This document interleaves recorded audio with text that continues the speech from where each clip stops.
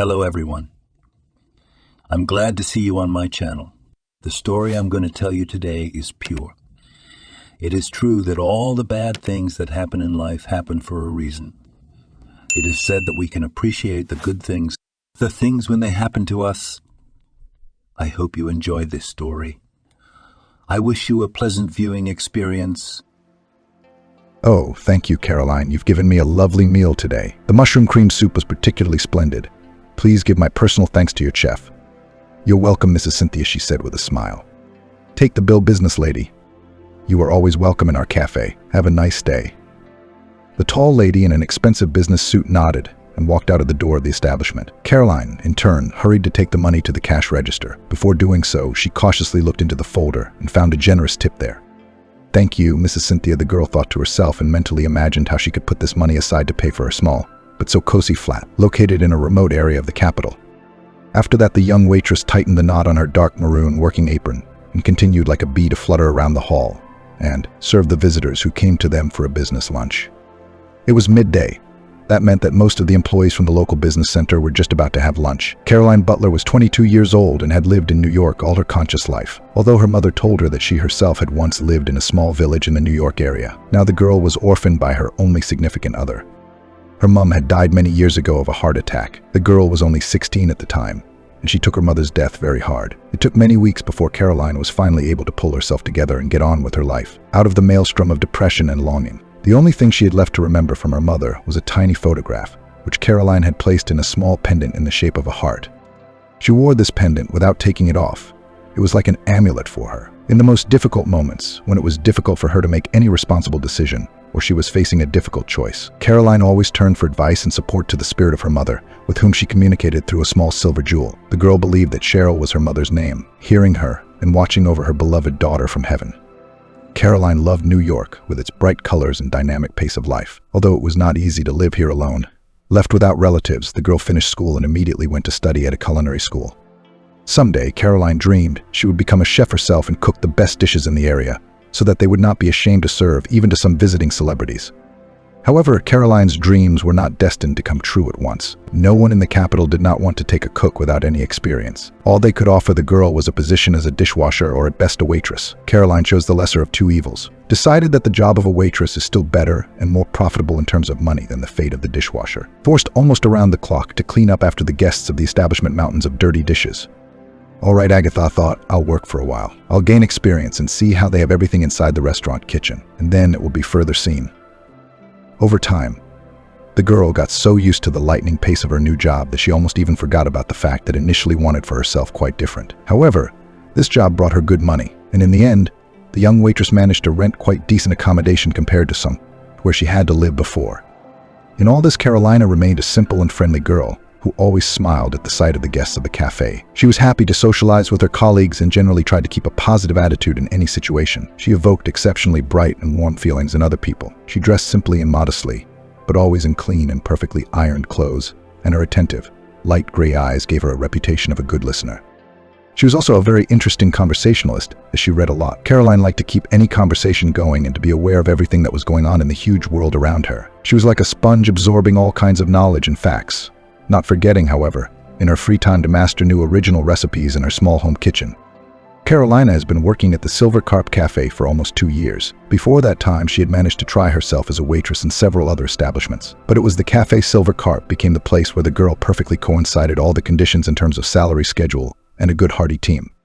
In addition, it was here that Caroline met her happiness in the person of Harold Evans, a guy from a wealthy family who fell so much in love with the girl that he proposed within months of meeting her. Now Caroline was officially his bride, and what was the most joyful, but at the same time exciting for her, she was expecting a child from him. The term was still very small, only a couple of months, so the young people wanted to play the wedding as soon as possible. Caroline dreamed of looking as good as possible in the wedding dress, so that she would not have to adjust it to the features of Tia that had changed during pregnancy. Who would have thought that we would do it? Sometimes the girl thought to herself. We met then quite by chance.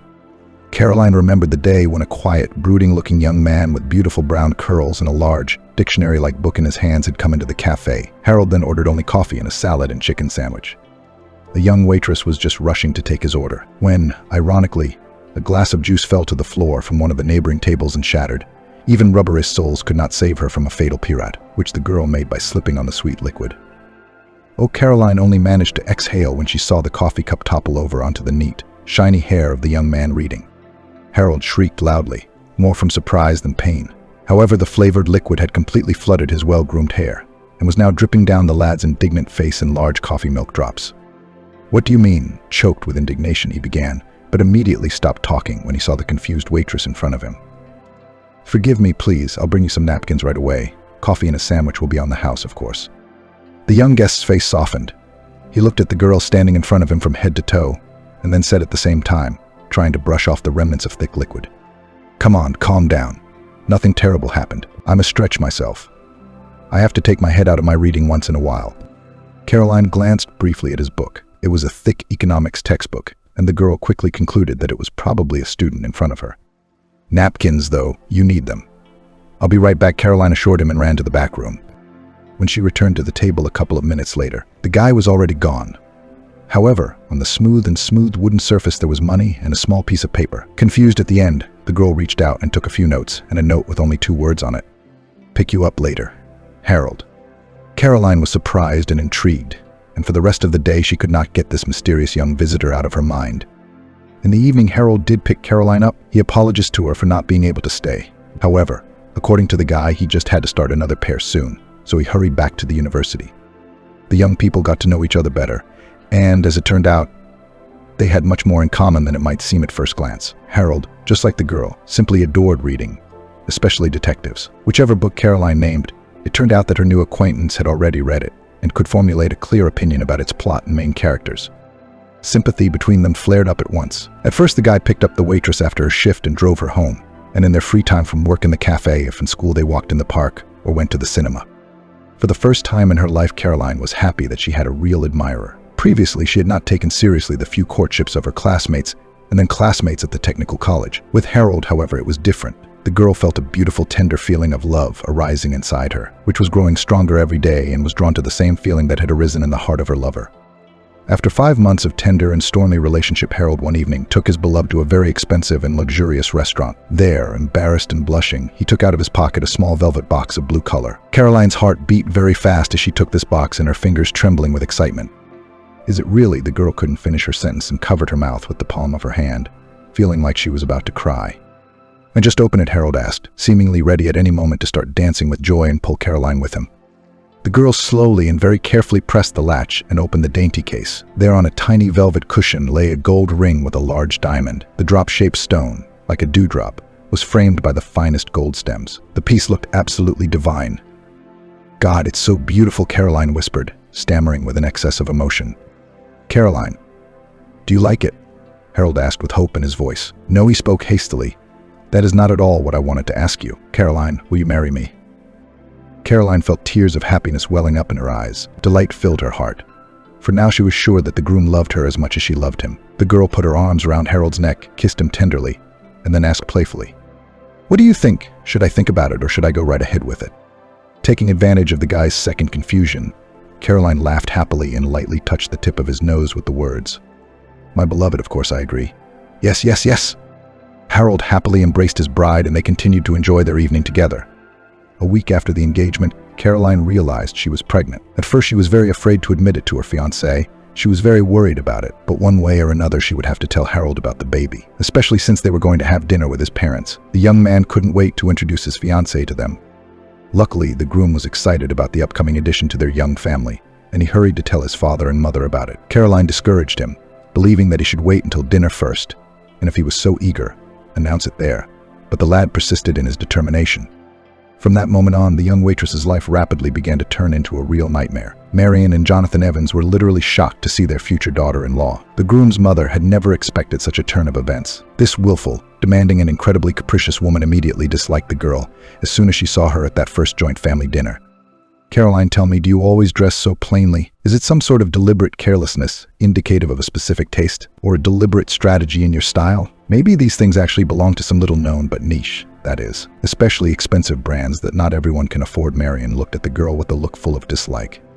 Caroline then immediately realized that she would not have an easy time with her future mother-in-law. Not at all. The waitress smiled as friendly as possible, trying not to reveal the terrible anxiety she felt in the presence of the groom's mother.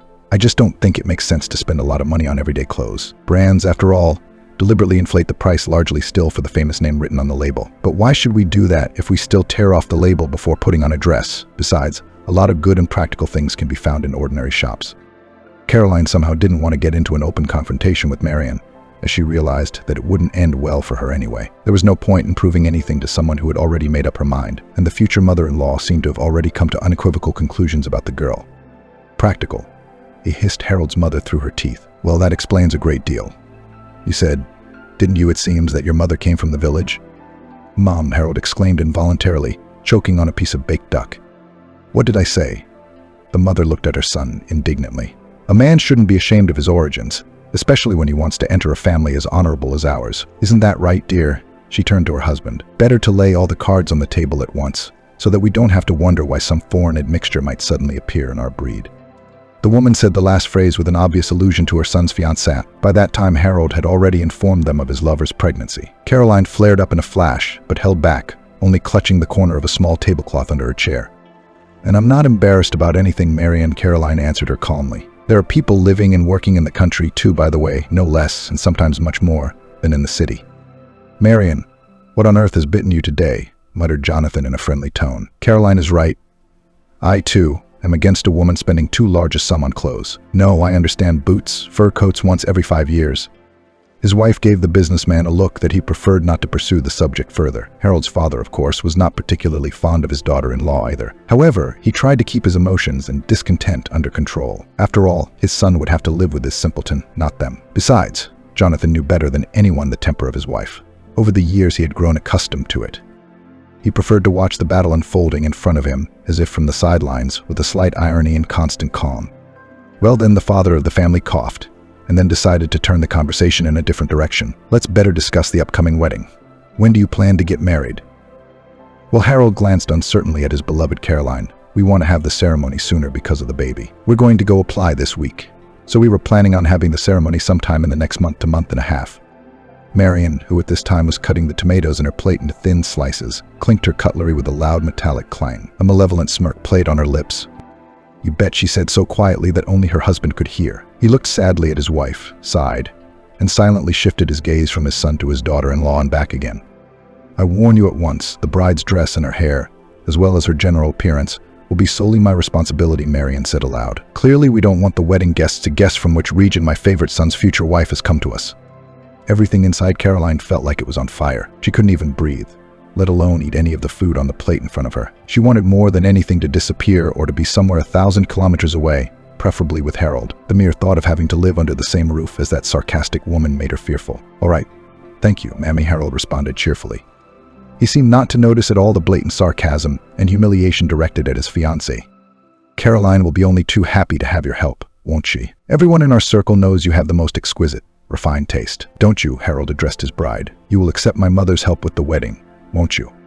She looked into the eyes of Harold's mother and realized that she would do everything in her power to make the preparations for the ceremony a nightmare for the girl. Marion looked at her with a cold calculation before which her sister-in-law herself was but a helpless victim.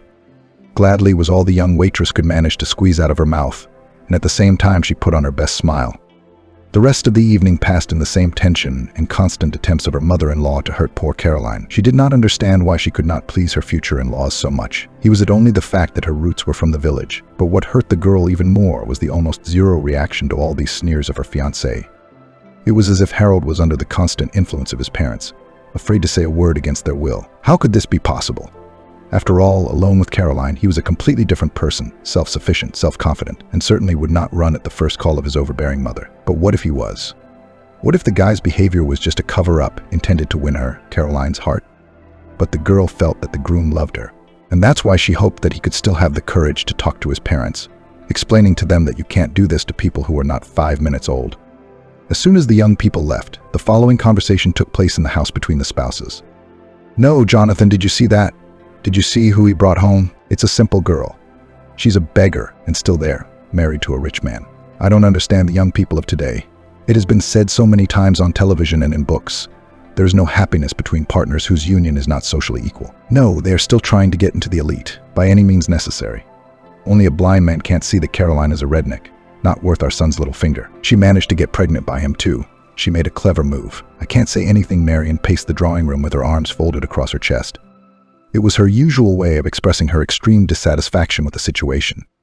If it weren't for Caroline, my son might have proposed to Maggie by now, Jonathan said dreamily, but a little sadly, as he sat down in a wide leather armchair and lit an expensive Cuban cigar.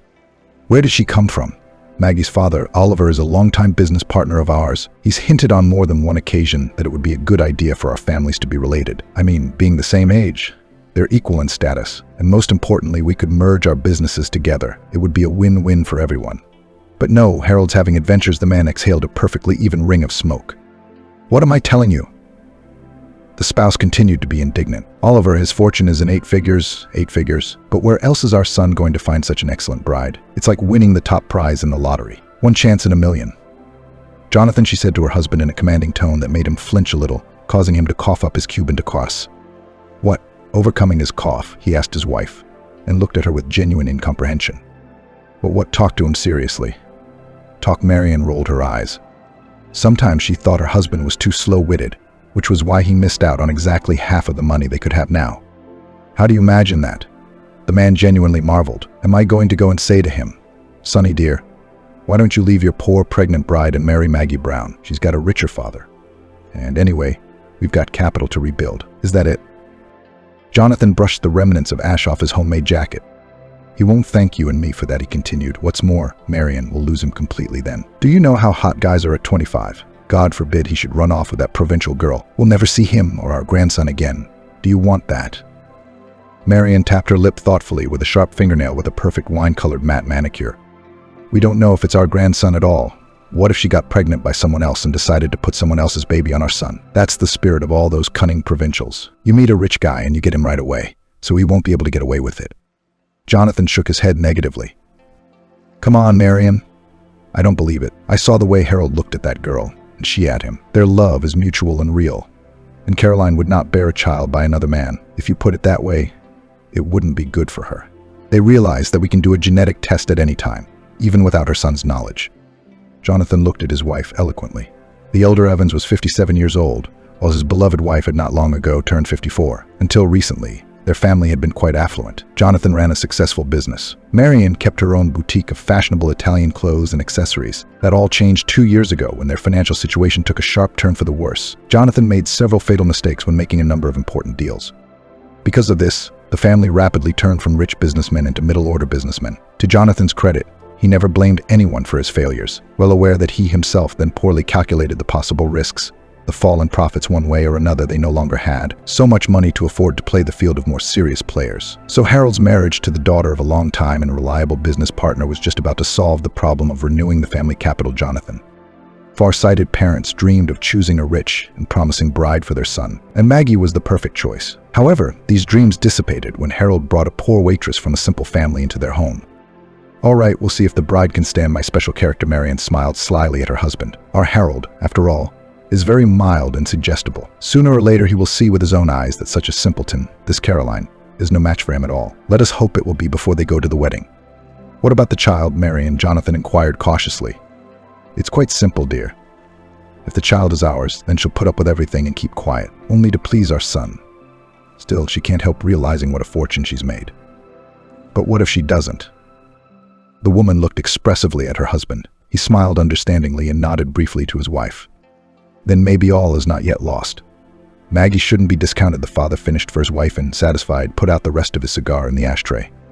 Caroline stood in front of the mirror in the bedroom of her small flat and looked carefully at her reflection. She was pale, and there were dark shadows under her eyes, a sign of fatigue and emotional distress. Almost automatically, she adjusted the translucent white veil that was fluttering behind her back. It instantly responded to her mistress with a soft sheen, barely visible in the glass, after which the light weightlessness of the fabric was revealed. After that, Caroline lowered her gaze. The wedding dress fit her perfectly, as did the pearl drop earrings and the neat tiara made of hundreds of small, shimmering crystals. Her stomach was still as flat under the dress as it had been 3 weeks ago, even though she was exactly 3 months pregnant. That was normal. Cheryl had once told her daughter that her pregnancy was almost invisible until the 6th month. It was only then that the young mum's belly literally began to grow in front of her eyes. But despite the marvelous dress and luxurious wedding set, Caroline did not feel happy. God knows with what incredible labor she managed to repel from the future mother-in-law this particular version of her wedding attire. The last few weeks had been terrible for our heroine. Marion disliked everything about her, and no matter what the girl did to please her, everything was wrong. The mother of her fiancé did not like anything, not how Caroline cooked, or how she dressed, or how she moved at the rehearsals of their with Harold wedding waltz. Sometimes daughter-in-law even caught herself thinking that her mother-in-law must be dissatisfied with the way the girl breathed. Jonathan also added fuel to the fire, as he either agreed with his gloating wife or kept silent, reproaching Caroline, saying, "What can we do? That's the kind of daughter-in-law we have." She had to silently tolerate all this negativity or make jokes, making herself look even more ignorant in their society. Harold, of course, took his mother's words in a positive context and thought that Marion was teaching her future daughter-in-law the basics of survival in a secular society. The young fiancé almost never stood up for the girl, and if he did so in some particularly acute moments, the last word in argument still always remained with his toxic mother. The last scandal that had been caused by the groom's parents had happened just a couple of days ago. They literally drove the girl to hysterics, so that she even feared for the life of her still quite tiny child. That day, Marion and Jonathan announced that they refused to see friends and colleagues from the cafe from the bride's side as guests at the wedding. Not only that, but the mother-in-law insisted that Maggie, the daughter of their longtime business partner, be the maid of honor. Such a turn, of course, upset Caroline terribly, and she tried to stand up for her real friends. "I don't understand, Marion. What exactly is it about my guests that displeases you?" she asked, clenching her hands into fists with despair. "They're wonderful, cultured people. I've been working side by side with them for 2 years now, and I've never once had a complaint about them, either from our cafe patrons or from anyone else." Before she could reply, Harold's mother laughed wryly. "No. Do you seriously suppose I'm going to allow any poor people to go to my only son's wedding? Are you out of your mind at all, girl? Wake up. We'll have dozens of famous guests coming to the restaurant, many of them people of such high standing that you've never dreamed of. Their cufflinks alone are worth more than your entire cafe. No, that's out of the question. This is not a village party where everyone gets drunk by the end of the evening and starts singing folk songs. This is a different kind of event. By calling these people poor, you're calling me poor. Do you even realize that?" Caroline said, unable to hold back the tears that choked her. "My love, you take it all too personally," Harold cut in. "Mummy wants what's best. In fact, there really will be some very influential guests there. I'm not saying your friends are any bad. I'm just saying that they may indeed be uncomfortable being in the company of wealthy people like that." "I would ask you not to insult my loved ones," the girl said aloud, unable to stand it. "Calm down," Jonathan waved her hand in the direction of Marion's consort, "or she just can't get over the fact that our son has essentially lifted her out of poverty. But it's hard for a man to believe in his happiness at once. It happens. It's okay. We will definitely be able to re-educate her." Caroline, too, no longer embarrassed, cried, standing in front of her rich relatives and fiancé, feeling incomparable humiliation. Finally, she quietly whispered towards her future mother-in-law, "Do whatever you want. I can't take it anymore." With these words, the girl ran out of the restaurant, where they discussed the upcoming festivities, and rushed to her home. On the way, she heard Harold call her by name. But Caroline did not turn round. The groom did not hurry to run after his beloved, reasonably believing that her emotions were probably heightened by the pregnancy and the upcoming wedding, and that it would be better to just give her some time to come to her senses and calm down. And now the far from happy bride stood in her room and thought about whether she should marry a man who was not only unable to protect his woman from the attacks of her relatives, but also agreed with them, making her feel worthless and sponger, whom she would marry only because she was carrying a child and a dear heir under her heart. The car was to arrive at her door in half an hour, to take her first to the registry office, and then to the fancy restaurant where Marion was in charge. Caroline looked in the mirror again and saw the girl's lips quivering in the reflection. After stroking her stomach and taking one long, deep breath, the girl resolutely pulled off her veil and tiara and threw them on the bed. Quickly changing into jeans and a comfortable shirt, Caroline threw all the essentials into her suitcase. She slipped out of the house as inconspicuously as possible, trying not to be seen by the neighbors. In half an hour, she was already sitting on a bench near the bus station and crying bitterly. The girl had actually run away from her own wedding, although she had the most tender feelings for her fiancé, but she could not accept his weak will and the absence of any support from his side. This was not how Caroline had planned her married life. The last thing in the world she wanted was to be just another piece of furniture in someone's ornate living room, from which she could be thrown out at any moment, if only such a piece of furniture bored its overbearing owners. "What's wrong? Honey, why are you crying?" suddenly asked the girl by someone's affectionate voice. Caroline slowly withdrew her hands from her face and looked at the speaker. In front of her stood a genteel old woman. The old woman was carrying a small wheeled cart filled to the brim with something. From beneath the mottled kerchief on her head, silver white strands were poking out. "I don't get any ideas. I was just passing by to buy a bus ticket," the woman continued to say. "I could see that you were unwell." I thought I'd ask you if there was anything I could do to help. I don't know. I seem to be lost in this life, said Caroline, sobbing, wiping away her tears with her fist. Yesterday it seemed like I still had everything ahead of me. A whole new world would open up. And today it seems that I have lost everything and destroyed it all with my own hands. But I couldn't do otherwise. The old woman looked at her carefully, as if she were trying to see something special in Caroline's appearance that she could not see. At last the woman suggested, "The traveler on the road won't last long without a signpost. Come with me to the village. It's not far, about 15 to 20 kilometers. My name is Megan," the old woman introduced herself. "What do you mean, come with you?" The girl was confused. "No, I shouldn't. I don't feel comfortable somehow. I am, you see, expecting a child. Why should I embarrass you?" Megan smiled slyly. "Oh, come on, honey. If I was embarrassed, I wouldn't be proposing to you. I live alone, but I don't starve. I am a healer. I can cure any ailment if I choose the right herbs, and people pay me well for my predictions. I tell fortunes accurately and always correctly. I can tell you everything about any person except for myself and my family. That's forbidden. But time doesn't make me look young. I need a helper to help me to make gatherings and record people who comes from the locals or from all other places. That's what I'm offering you. Let's go. It won't make you feel any worse. But maybe you'll find your way again. The veil that lies over your fate will be cleared." After some thought, Caroline agreed. This deed was dictated more by the hopelessness that the girl felt at that moment. She was also afraid that Harold would find her, and then his mother would take out on her all her anger for spoiling the wedding of her precious son. So Caroline moved in with Megan and lived with her. The woman in the village had a large house with 2 floors and comfortable outbuildings. She kept all her herbs and ingredients for her healing potions there. It was also used as a pantry. Here on high wooden shelves were stored jars with all kinds of winter preparations, dried herbs and small fish, which sometimes Megan was brought by the village fishermen. The days flowed on, bright and blissful. Caroline helped the old healer with the household chores, sweeping and washing the house, cooking. In short, she did everything she could to justify her stay in her house. She was still a little ashamed that she had come to a strange woman's house like this. Megan, however, wasn't exactly letting her take on all the maid duties. "Will you settle down for a while, you little brat?" the old woman asked with a kind smile. "Think of the baby. It's not good to work so hard. The dust won't run away anyway. You can clean it up afterwards." Carolina replied with a merry laugh and continued cleaning. She was glad that the old fortune teller treated her humanely, and so she wanted to make her already difficult life easier. The girl told her about her past and how she had been bullied by her fiance's rich parents. In response to this, the mistress thoughtfully remarked that everyone would be rewarded according to his deeds, and the highest justice will surely come to these people. People came to Megan from different towns and distant villages all the time, and all of them needed the help of an old woman who could see the future and cure almost all diseases. Gradually, the witch doctor began to teach her skills to Carolina, trusting her first to mix simple potions from dried herbs, and later to prepare healing concoctions. One day, the girl asked her to read her fortune, and Megan gladly agreed. But no matter how much the fortune teller looked into the lines on Caroline's hand, she couldn't see anything. "That's odd," the woman said slowly, twisting the girl's palm this way and that in front of her. "What do you see?" The young woman's curiosity made her herself draw her face closer to the mysterious drawings that twisted along her left hand. "I can't see anything." "The fog is thick." The fortune teller blinked and let Caroline's palm out of her hand. "You must be tired today. I'll tell fortunes another time."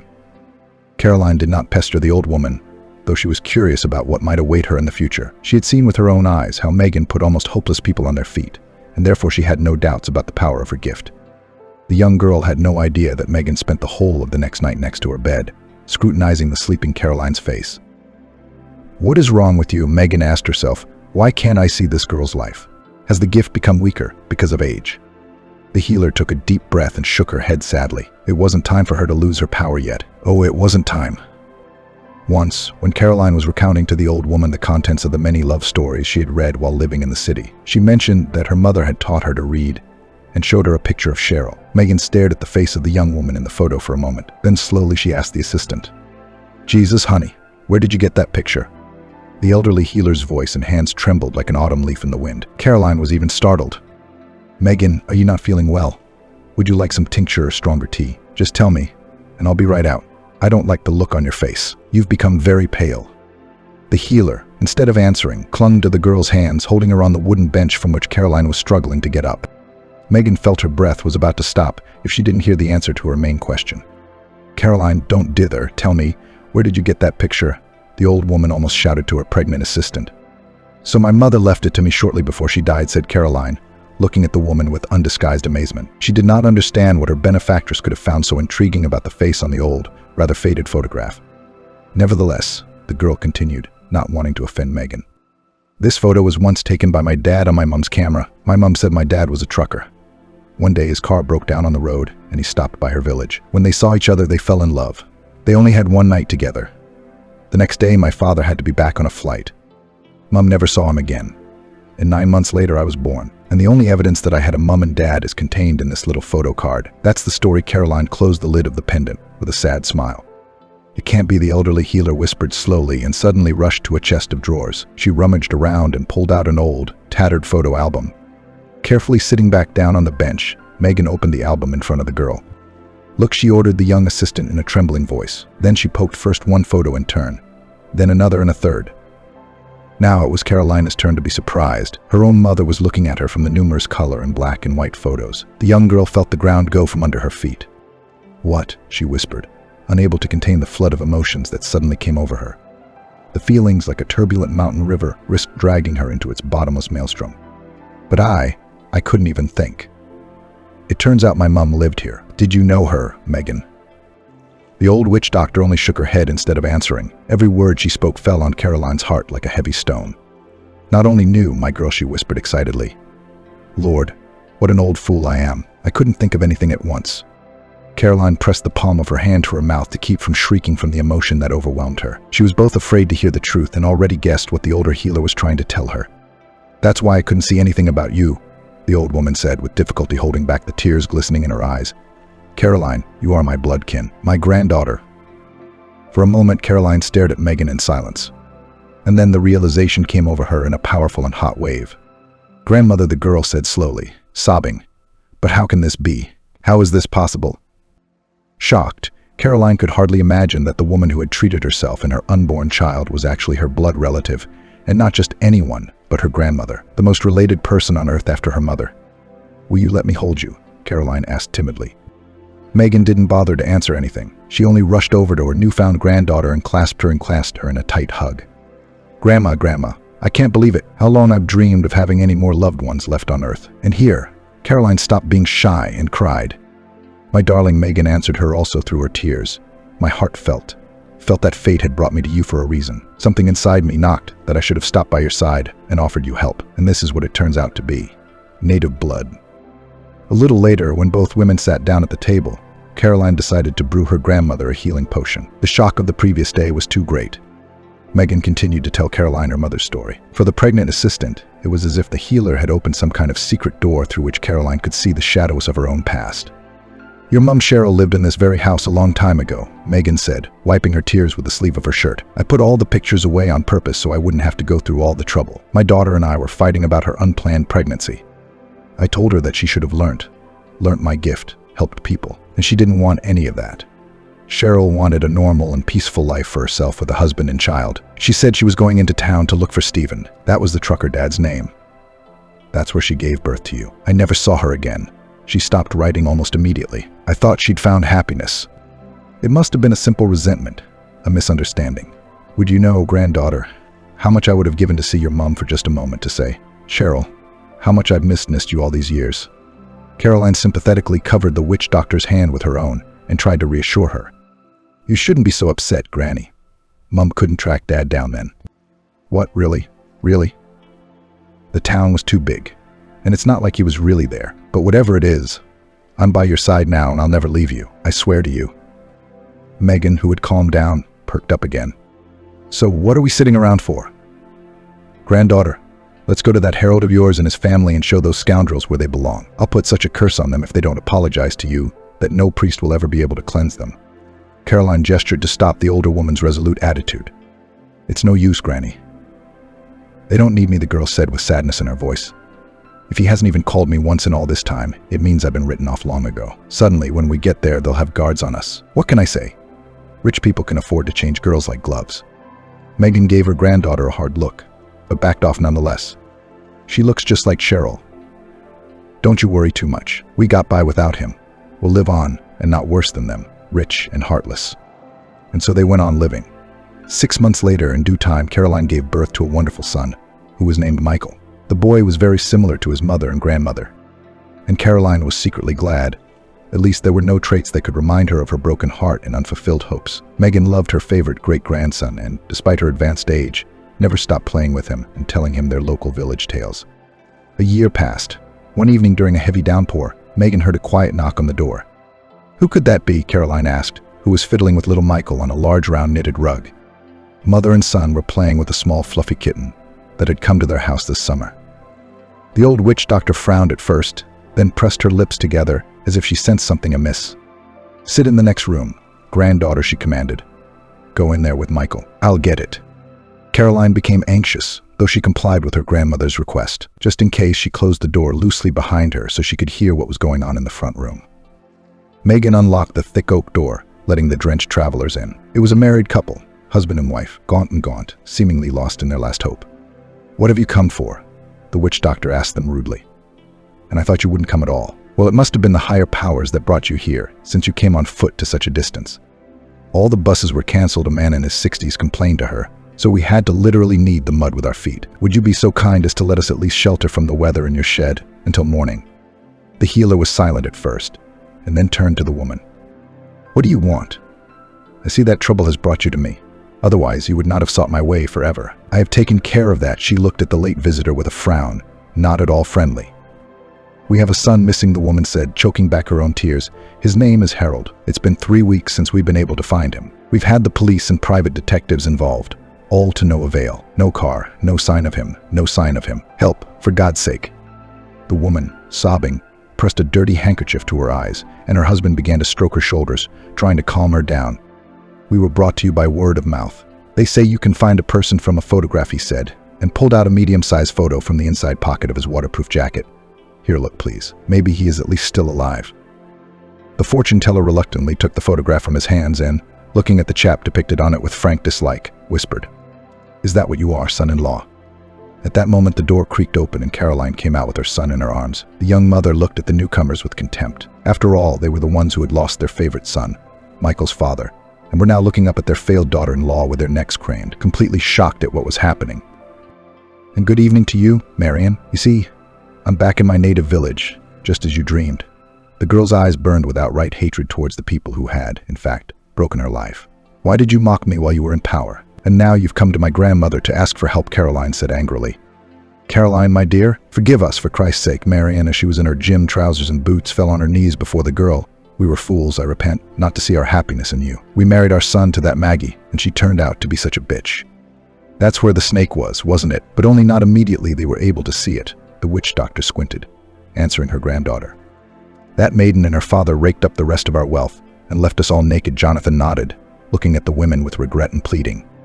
"Harold decided to start a construction firm to feed the 3 of us somehow. But he's had some bad luck," he continued. "Caroline, forgive me and my neglectful wife. Only you can save our Harold. Whatever you want for you and your grandson we will do. Forgive us fools, eh?" Caroline, though angry at her frustrated in-laws, but her heart was not made of stone. Besides, she'd never wished Harold dead, so she nodded to her grandmother. And the latter, after waving her hand over the picture for a few seconds, said slowly, "I see your son is alive. They keep him in a room, but not in a simple one, but somewhere deep underground. Either a cellar of some kind or... I can't say for sure. There's a tall, curly-haired man standing next to him. His name is strange, outlandish, not ours, not Russian. Ben, I can also smell the letter. I see it as B." The strangers pondered for a minute over what the fortune teller had said. Then Jonathan's face suddenly brightened. "Ben Black, that's right. That's Harold's friend. They raised that young firm together, the one Harold went to negotiate the contract for. And he's got a bunker under his house. He bragged about it to us when he came to visit." Following that, Marion cried and thanked Megan and Caroline. Thank you. We're going to go back right now and report everything to the police." "You don't need to go anywhere right now," the witch doctor replied. "There's bad weather raging outside. It's dangerous. You'll go in the morning. Now, get undressed. We'll soon have dinner. I'm heating soup in the pot. At least you'll meet my grandson. If Caroline doesn't mind." "I don't mind," her granddaughter answered her in a calm but slightly detached tone. "Only don't take him in your arms. He doesn't like strangers trying to hold him. He's not used to it yet." "But I'm not a stranger," Marion said with a touch of resentment in her voice. "I'm his grandmother." "It's too early to talk about that," Caroline reminded her. "We'll see about that later. In the meantime, try just talking to him for a start." All evening the guests fiddled with their grandson. In the morning they took the first bus back to the city. There they gave the police all the information they had, and operatives were immediately sent to Bleck's cottage. It was exactly as Megan had seen it. The businessman decided to deceive Harold and tried to take over Harold's promising firm. However, Ben turned out to be a coward and failed to personally eliminate the young man. Instead, he locked him in a bunker under his house, where he hoped to starve him to death, and then take his body into the woods and make it look like Harold got lost in the woods and died of natural causes: hypothermia, lack of water and food. After Bleck was arrested and Harold returned home, the young man radically revised his views on life. Nearly starving to death underground, Harold realized how high a price he had paid for the cowardice he had once shown. His father and mother told him that his rescue would never have happened if Caroline and his grandmother had not agreed to help them. The man immediately went to the village and on his knees begged his former bride to forgive him. Harold began begging his ex-fiancée to forgive him.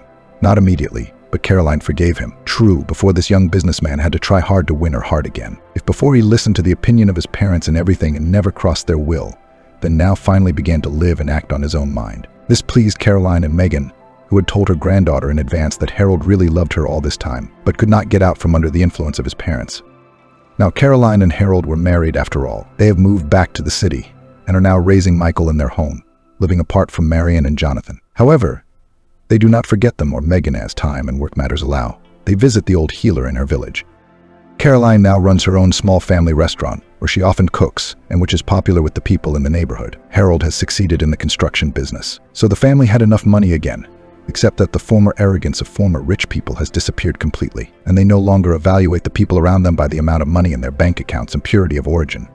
The story of the kidnapping of the son and justice to the young daughter-in-law has taught them a lot.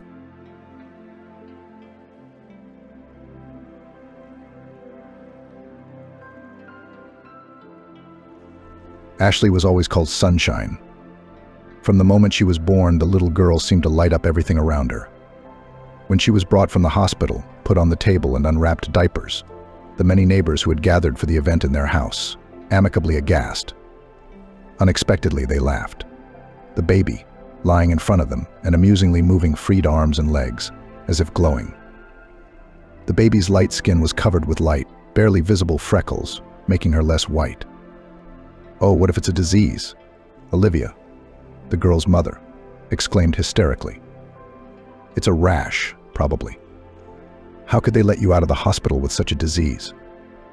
"Olivia, stop screaming, you'll scare the child." The woman was shouted down firmly by the stately Emily, a mother of 5. Because of this, she was considered infallible in matters of health and education. "It's not a rash." She scrutinized the baby. "They're freckles. Your little redhead's like a dandelion." Emily was restrained in her emotions, but she smiled involuntarily, and the others smiled after her. The little girl, 5 days old, felt everyone's delight. Her eyes rounded, and her funny wrinkled nose, as only babies can do, sneezed. On the top of her head, a strand of bright red hair tangled amusingly. On her temples and the back of her head, golden locks curled into amusing curls. Golden eyebrows and eyelashes completed the picture. "Well, just a sunshine," someone whispered admiringly. "A sunny little girl." But only she got a bad mother came a low voice from behind. A short, thin woman of about 50 strode resolutely through the crowd. Her thin hands, calloused from hard labor, deftly grabbed the little girl. "You're all whispering and grumbling," she said. "Come on, get out of here. There's nothing to frighten the child or jinx it." "Come on," Barbara Emily said conciliatingly. The others admired the baby in silence, only sighing occasionally. "It's worth it to see such a miracle. We seldom have anything that isn't dark as coal. And here is such a sunshine," laughed the other one quietly. "That's just it," Barbara said angrily, shooing her neighbors away from the table. "Go home, all of you, or I'll take a broom and I'll spare your gray heads." Knowing her decisive temper and the fact that she was not used to throwing words around, the women started to leave. Barbara locked the door and turned to the mother of the little girl, who had been sitting in silence all this time. "Well, daughter, tell me, how are we going to live from now on?" She shrugged her shoulders. "As we lived before, so we will continue to live." "No," the mother replied resolutely. "You have a child now. You will not live as before." "You don't tell me how to live," replied the daughter angrily. "Can you do it without me?" Barbara hesitated. "There's your showdown lying there, waving its arms and legs." She waved her hand in the direction of the little girl, who was concentrating on her fingers. At the sight of the girl, her mother's angry, tense face instantly relaxed and blossomed. The deep wrinkles turned into rays that scattered to the sides. She approached the little girl and gently touched her tiny hands. The girl immediately grasped her grandmother's finger tightly. Barbara laughed softly and leaned toward her granddaughter, scrutinizing her. Her eyes lit up with tenderness. "And she is a sunshine," she said with a soft smile. "Our golden daughter." "A redhead like her father," she said sharply. "You can't find a golden one." These words brought Barbara back to reality. Barbara looked sharply at her daughter. Her face was hard and stern again, and her gaze was testing and distrustful. "I'm not going to discuss your affairs. It's none of my business. But you brought your child into my home, and it's my granddaughter," she emphasized the last two words. "Olivia, your daughter is your life now. And how are you going to live it? It's our business. It's mine too. So don't you dare talk to me like that. This is my home for now, and I own it." "I knew it," Olivia said, gloatingly. "I know that you'd reproach me for being your keeper." Barbara looked at Olivia regretfully and waved her hand tiredly. "Come to the child, mother," she said. "Why should I go near her?" Her daughter shrugged her shoulder. "She's not crying. So everything is normal." And so it turned out that all the care of the baby fell on the shoulders and hands of 55-year-old Barbara. Barbara was a very famous and notable person in the big noisy village. The girl is short and thin. Nevertheless, she never got lost in the crowd of her peers. Her large brown eyes, thick blonde braid, and cheerful, never dull character made up for her lack of height and stature. She was beautiful with a special, calm, sweet beauty, and modestly dressed, always busy with an inordinate number of younger brothers and sisters, always freckled in bunches. Barbara never had a shortage of suitors. After graduating from teacher training institutes, Barbara returned to her native village and began working as a math teacher in the only school. A few years later, Barbara, who by then had blossomed into a lush, truly feminine beauty, to everyone's amazement and indignation, married a stranger. A stranger, as they called him in the village. Alex came from the city to work as a technician at a large livestock complex, and according to the village critics, other than a diploma in his profession, there was nothing outstanding about him. Barbara and Alex loved each other very much. It was obvious to the naked eye, and their love was something unusual for these places, not country. Alex gave his wife bouquets of flowers, carried her bags from stores, and carried her through puddles on his hands, which made men indignant, and women in a timid awe. Barbara wasted her hands washing his shirts by hand and rushing home from school in time to prepare a delicious dinner. Crazy people, what can you take from them, waved at them, and left the young family in peace. A year later, they had a daughter who was named Olivia. And when the girl was 7 years old, Alex was not. He died horribly and ridiculously. On a winter's evening, he was working late. His car froze. Waiting for a hitchhiker was hopeless, and Alex, without warning anyone, decided to walk home. 3 kilometers, separating the complex from the village, did not seem to him a great distance, but in an hour he would see his beloved wife and daughter. The night was not only frosty but also overcast, and Alex, a city man, quickly lost his way and went in a completely different direction. In general, Alex froze in the field, and the thick snow covered all his tracks. They searched for him for several days, when no one but Barbara had any hope. She believed to the last, believed in a miracle. But it wasn't until spring, when Alex's body was found, that she calmed down. After burying Alex, Barbara became a different person. It seemed that together with her husband, she put in the coffin of her joy, cheer, and laughter. She became withdrawn and taciturn, shutting herself away. The only place where one could see the old Barbara was at school. With children, she remained kind, patient, and fair. About new relationships after Alex's death, Barbara did not even think about. Local men tried to get close to her, to befriend her, to court her, and even, according to village tradition, to openly woo her. Barbara for many years remained a beautiful young woman with a straight back, a swift gait. But to all attempts to marry her, she answered with a firm refusal. She kicked matchmakers out of the house and sent suitors away. So she lived alone with her daughter Olivia, without asking for help, without complaining about fate. No one saw her tears. Gradually, everyone got used to the fact that she was a lonely, independent, and adamant woman, the eternal widow of her Alex. Olivia was growing up, different from the cheerful and smiling Barbara they remembered her as. It was probably Barbara's fault in many ways that Olivia grew up withdrawn and too serious for a girl. Her seriousness was sullen and directed at people rather than her studies. Almost never did Olivia smile, and no one could hear her laugh. At school, she had a reputation as a savage and a damsel with oddities. Her mother, even though they had no one else, was indifferent to her, showing little affection.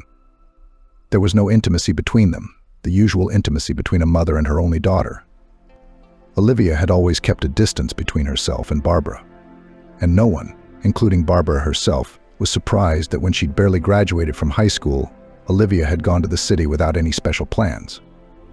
All those years while Olivia was growing up, Barbara had been tormented with guilt toward her daughter. She realized that she didn't like Olivia, didn't give her warmth and tenderness, that all that care about Olivia delicious food and beautiful clothes. Checking her lessons, it was all very important, of course, but it wasn't the main thing in the relationship between a daughter and her mother. What was the issue here? Was it that her feelings had died with Alex and she'd never been able to rekindle them for her daughter's sake? Or was it that Olivia was growing up too independent and didn't seem to need her mother at all? It probably didn't matter anymore. "Olivia, I have a favor to ask of you." Barbara finally made up her mind and began a very difficult conversation with her daughter before she left home. I'm sorry to you," she said, and stopped talking when she looked up and saw the ironic look in Olivia's eyes. "What is it, Mom?" she said with a chuckle. "Let's not do that. Thank God you haven't bullied me all these years or burdened me with errands. And now let's do without playing mother-daughter. Well, what did you want to say?" She continued to look at the confused mother with a grin. "Behave, study. Try not to get knocked up by the first guy you meet. I don't think I missed anything. Oh yes, and most importantly, my dear daughter. I love you very much and I'm always here for you, no matter what happens." So Barbara, having listened to her daughter's tirade, closed her eyes and took a breath. "Well, I guess I deserve it," she said quietly and humbly. "I love you very much, and I am always ready to help you in any way I can." She added, almost in a whisper, "no matter what happens." Olivia went to the city and rarely heard from him. She enrolled in a trade school, and after graduation she found a job with a trading firm. She did not stay long in the city, however, and returned home. Barbara was immensely happy about the return of her daughter, her hedgehog, as she called Olivia to herself.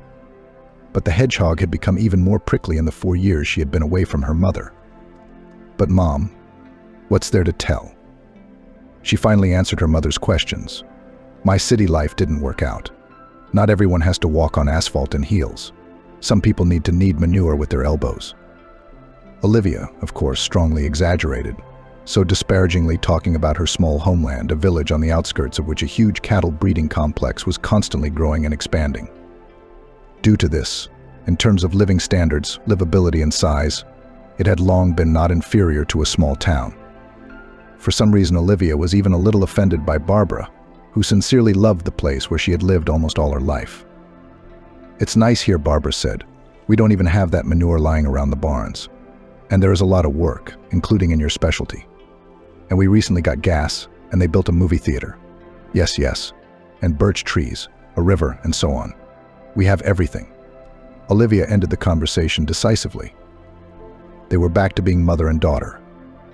Barbara continued to work at her school, graduating new generations of students. Olivia, an accountant by training, went to work at the cattle farm. But work, like everything else in her life, did not interest her. She remained unsociable. In their house for a long time settled silence and despondency. And then, a few years later, Olivia suddenly changed. She began to stare at her reflection in the mirror for long periods of time, something she had never done before. And she didn't like what she saw. Mom, Olivia suddenly came out of her room one evening and spoke to her mother. "Maybe I should get a haircut. What do you think?" Barbara dropped the TV remote in surprise. Not only was it unexpected that Olivia would ask her to do something like that, but it was also a question of appearance. Olivia had little interest in how she looked. Barbara looked at her daughter, whose hair, long unwashed and overgrown, was twisted at the back of her head in a sloppy bun. "And a daughter," Barbara said with her hands. "Of course, that would be wonderful. She struggled to keep from asking why her daughter was paying attention to her appearance. The reason, however, soon became clear. Andrew's mom works at the mill, Olivia said. And, we've decided to get married. He doesn't have a place to live with me, of course. She was silent, waiting for her mother's reaction. Barbara sat down on the edge of her chair and tried to cope with the shock of her daughter's categorical statements. "But why didn't you say so in the first place?" she asked. "If that's what you've decided, it's just that it's all so sudden." "Why unexpected?" Smirked ironically at her daughter. "Don't forget, I'm almost 30 years old. How is that unexpected?" "I mean, I've never even met your man." "I don't even know his name," Barbara said, a little pathetically. "What's there to see? He's just a man, an ordinary man. And his name was Andrew." "Wait," Olivia Barbara raised her hand and pressed it to her cheek, looking at her daughter fearfully. "Are you pregnant by any chance?" "Well, yes, I am," Olivia hummed. After spending the night without sleep, Barbara got up, determined. "Well, Olivia, if that's the way it's going to be, bring your chosen one. Well, will you bear me a grandson or granddaughter? And we'll live again as a big, friendly, normal family," she said, emphasizing the word normal. However, a normal, and even more so a friendly family did not happen again. It wasn't in Andrew's plans to start a family or to have a child. He was not a local and came to the mill for seasonal work, for which there was a shortage of laborers. The soft-spoken, uncommunicative, aloof Andrew and Olivia, who was a stranger to the place, was the bookkeeper. She was perfect for a casual, easy relationship. Especially since, for all her unsociability and unsociability, Olivia was not spoiled by male attention. Quite handsome, tall, broad-shouldered, with curly hair and a charming smile, Andrew was certainly attractive. A few simple compliments and signs of attention were enough for Olivia to give in to his advances. After realizing she was pregnant, Olivia decided that here was her chance to finally be a normal woman. In her position, all mothers are. For some reason, she was hesitant to tell Andrew about her situation. Meanwhile, Andrew's contract with the mill was coming to an end, and it was time for him to leave. When Olivia told him she was pregnant, 4 months pregnant, Andrew became angry. "What are you, an idiot?" he exploded. "What family? What baby? Don't you know what you should have done if you turned out to be so stupid? Look at yourself in the mirror, bride," he shouted angrily. "I've got 2 like you at every station." "No," he corrected himself. "There are no more like you. The rest of them are prettier somehow. But did you imagine I'd stay here with you and those cockroaches? No, you're really crazy." And so Olivia's slim hope for happiness was shattered. "Olivia, where is your boyfriend?"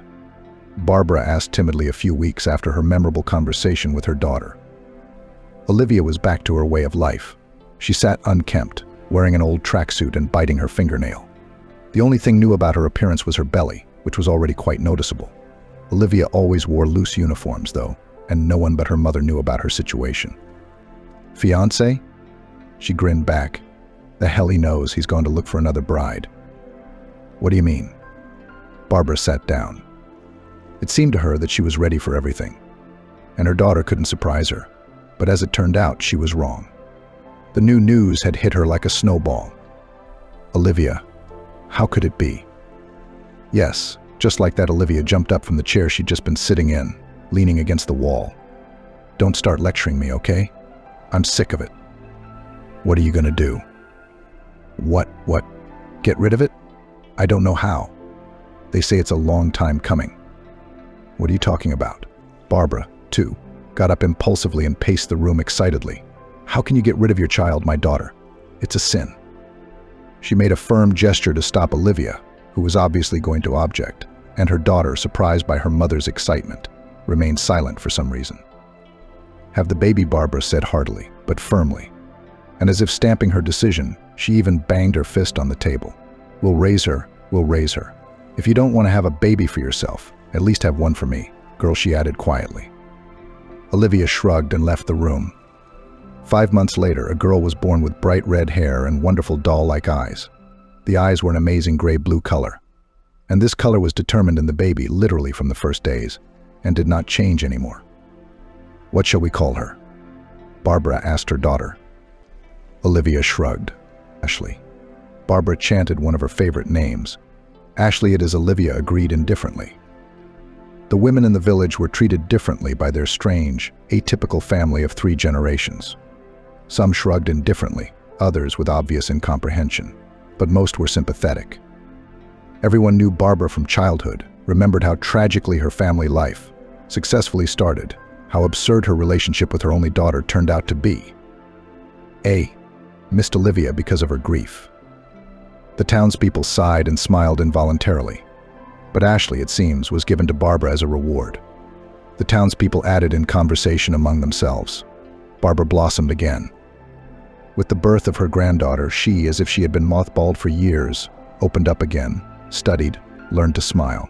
Olivia, seeing how her mother had completely dissolved into Ashley, was visibly relieved that she had completely shifted the care of the girl to her, and as if she had forgotten about her daughter. And so it turned out that at the age of 2, Ashley's real mom became her grandmother. Don't you dare reproach me. Olivia cut her mother off when she tried to talk about Ashley needing a mom. You weren't the perfect mom yourself, and that's okay. I grew up, and Ashley will grow up just as well as anyone else. Ashley didn't just grow up to be perfect. The girl was some kind of amazing creature. Clear eyes with a round face and a face thickly studded with golden short fuzz. She seemed to be smiling all the time. Even if the girl's lips were compressed, their corners were still raised, and the feeling of a quiet and sly smile did not leave the one who looked at her face. But if the little girl laughed with her shining white teeth, it was impossible not to smile back. The girl grew really pretty, a little snub nose, gray-blue eyes, plump lips, very light, as most redheads' skin. All this promised that the girl would grow up, if not beautiful, then certainly very pretty. But the main adornment of the girl was her hair, not flashy but bright. The red color of her hair was as if slightly accentuated by a light, strong shade. At the same time, the hair glistened and shimmered, as if there were elusive lights running through it. Like many children, her hair was tangled, and when it was time to cut her hair, Barbara looked at her granddaughter and sighed as she put the scissors aside, unable to do the deed. Well, I cannot, she confessed to her neighbor. Can you imagine? I can't lift my hand, I can't even cry. It's funny and sinful. You won't believe it. I sit and cry. And I realize that this hair is getting in the way, tangled in it. And I still can't pull myself together. In accordance with the hair, Ashley's character was also, as they say, golden. The girl was very active and mobile, liked to invent mischievous adventures, but at the same time was obedient and manageable. In her, there was not a hint of closeness and sullenness, which from childhood distinguished her mother. Ashley was a mocking and cheerful girl, ringing with silvery laughter every chance she got. What a sparkler, said the kindergarten teacher, where Barbara gave Ashley to when she was 2.5 years old. She herself continued to work at the school. Ashley grew from an adorable baby to an equally adorable girl. Her good fortune had passed all the skin problems and torment that spoiled the lives of so many teenagers. Her loosely curly hair remained her jewelry. At 13 to 14 years on Ashley, as she, not particularly wise, called in school, slowly looked at most of the boys' peers. True, in adolescence, sympathy is sometimes expressed in a very strange way. On a fall afternoon, Ashley, a 6th grader on the 2nd shift, was carefully carrying a model of a building in her outstretched arms. It was the fruit of days of painstaking work in the evenings. Ashley had assembled it out of paper, matches, paper clips, and more, always thinking of new things to add. Well, Ashley, she spun around. Barbara laughed. What's that you've got there? This, Grandma, is the house of the future, proudly declared the girl. And, well, if the future, then of course, said the grandmother respectfully, looking at the tiered construction of the parts, which were fastened in some intricate way. Finally, the intricate layout was ready, and so Ashley, carefully wrapping her precious pyramid around her arms, carefully but quickly stepped towards the school. Hey, redhead, she heard behind her. Ashley, why can't you hear me? I'm asking you. The girl stopped and, carefully afraid of dropping her precious cargo, looked back. She did. Standing behind her, smirking, was Justin, a boy from her class. A pretty obnoxious kid. Loved bullying, unless it was guaranteed to be seen by an adult. Justin and Ashley had run into this boy on various occasions, mostly trying to stop another boy's antics. Behind him, the faces of 2 more of Justin's boyfriends could be seen. Ashley sighed. Justin was a coward, And in another situation, Ashley would have no trouble dealing with him, as she had done so many times. But right now she couldn't risk it. She needed to get her layout to school, which she was pretty sure she would win the school competition with. After all, she began in a very calm voice and a friendly smile. "Stay out of this. Please, I don't have time." No time for her. "Look, what's that you've got there?" "Guys, let's go see what she's dragging around." Ashley, in a last-ditch effort to protect her man-made marvel, turned her back to them and put her elbows out. But it didn't help her, of course. Justin shoved Ashley hard in the back, and one of the accomplices slapped his arms. The layout swayed, and as if sadly nodded one last time to its creator, and collapsed into the fall mud. Tears of indignation instantly filled Ashley's eyes and spurted from them. But she didn't smear them on her face. Ashley lunged at her abusers and grabbed the sleeve of her main abuser, Justin. Of course he would be in trouble, but there were 3 boys. There was no telling how the story would have ended for Ashley if there hadn't been a loud shout over their heads. "Come on, kids." They froze. At that, 2 of the boys were grabbed by the collars like kittens by the scruff of their necks. Justin, who was held only by Ashley, looked up and, instantly recognizing the situation, yanked his sleeve from Ashley's fingers and sprinted down the alley as fast as he could. His buddies, suddenly feeling free, followed. "If I see you again, I'll have you on crutches," came their way. Ashley stared at her masterpiece of future architecture. It had fallen apart from the impact with the ground, and the fall mud had already soaked the paper parts and turned them into mush. The girl squatted down and, sighing bitterly, began to collect the remains of the model. Tears rolled out of her eyes and hung ridiculously on her nose. Out of frustration, or rather grief, which was the biggest one so far in her short life. She didn't even immediately remember her unexpected savior. She looked up and met his eyes with a look quite grown up. Standing in front of her was a boy with shaggy blonde hair and a very serious face for a 15-year-old boy. Of course, Ashley knew this boy, as the whole school knew him. His name was Christopher. He was in 9th grade and was the school's celebrity. Almost straight a student, captain of the school basketball team. He was the best at computers, already knew how to drive a car, owned a huge German Shepherd, and generally had such an unimaginable set of cool qualities that he seemed like a Superman against the background of his peers, and even those who were older than him. Among other things, Christopher was very handsome, and sports made his figure strong and broad-shouldered, and taut beyond his years. And here was this almost superhuman man now standing over Ashley and looking at her distress. At last he came up and bent to the ground with evident interest. "What have you got there?" he asked. "It's a model of a building of the future." "Well, you know, we have a contest for 6th graders. Well, I wanted to participate so badly. I spent almost a month making it." She was surprised by the guy's interest in the model. "By yourself?" he questioned with disbelief. "By myself, really?" Ashley widened her eyes even more, making them look huge. "Well, my grandmother helped me. 2 roses, but not much. Don't worry, I did most of it myself." "That's great," Christopher said, suddenly delighted. Ashley suddenly remembered her misfortune and tears came to her eyes again. She angrily wiped her face and finally remembered what was important. "Oh, I didn't thank you for driving them away. Help me out. Except it's too late." "Nothing's too late," he declared. "Look at that, 3 pieces almost unharmed."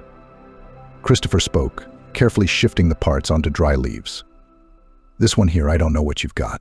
You'll have to completely redo them, of course, but you remember how you glued them together. And these 2 things here, but it's just a matter of replacing a few things.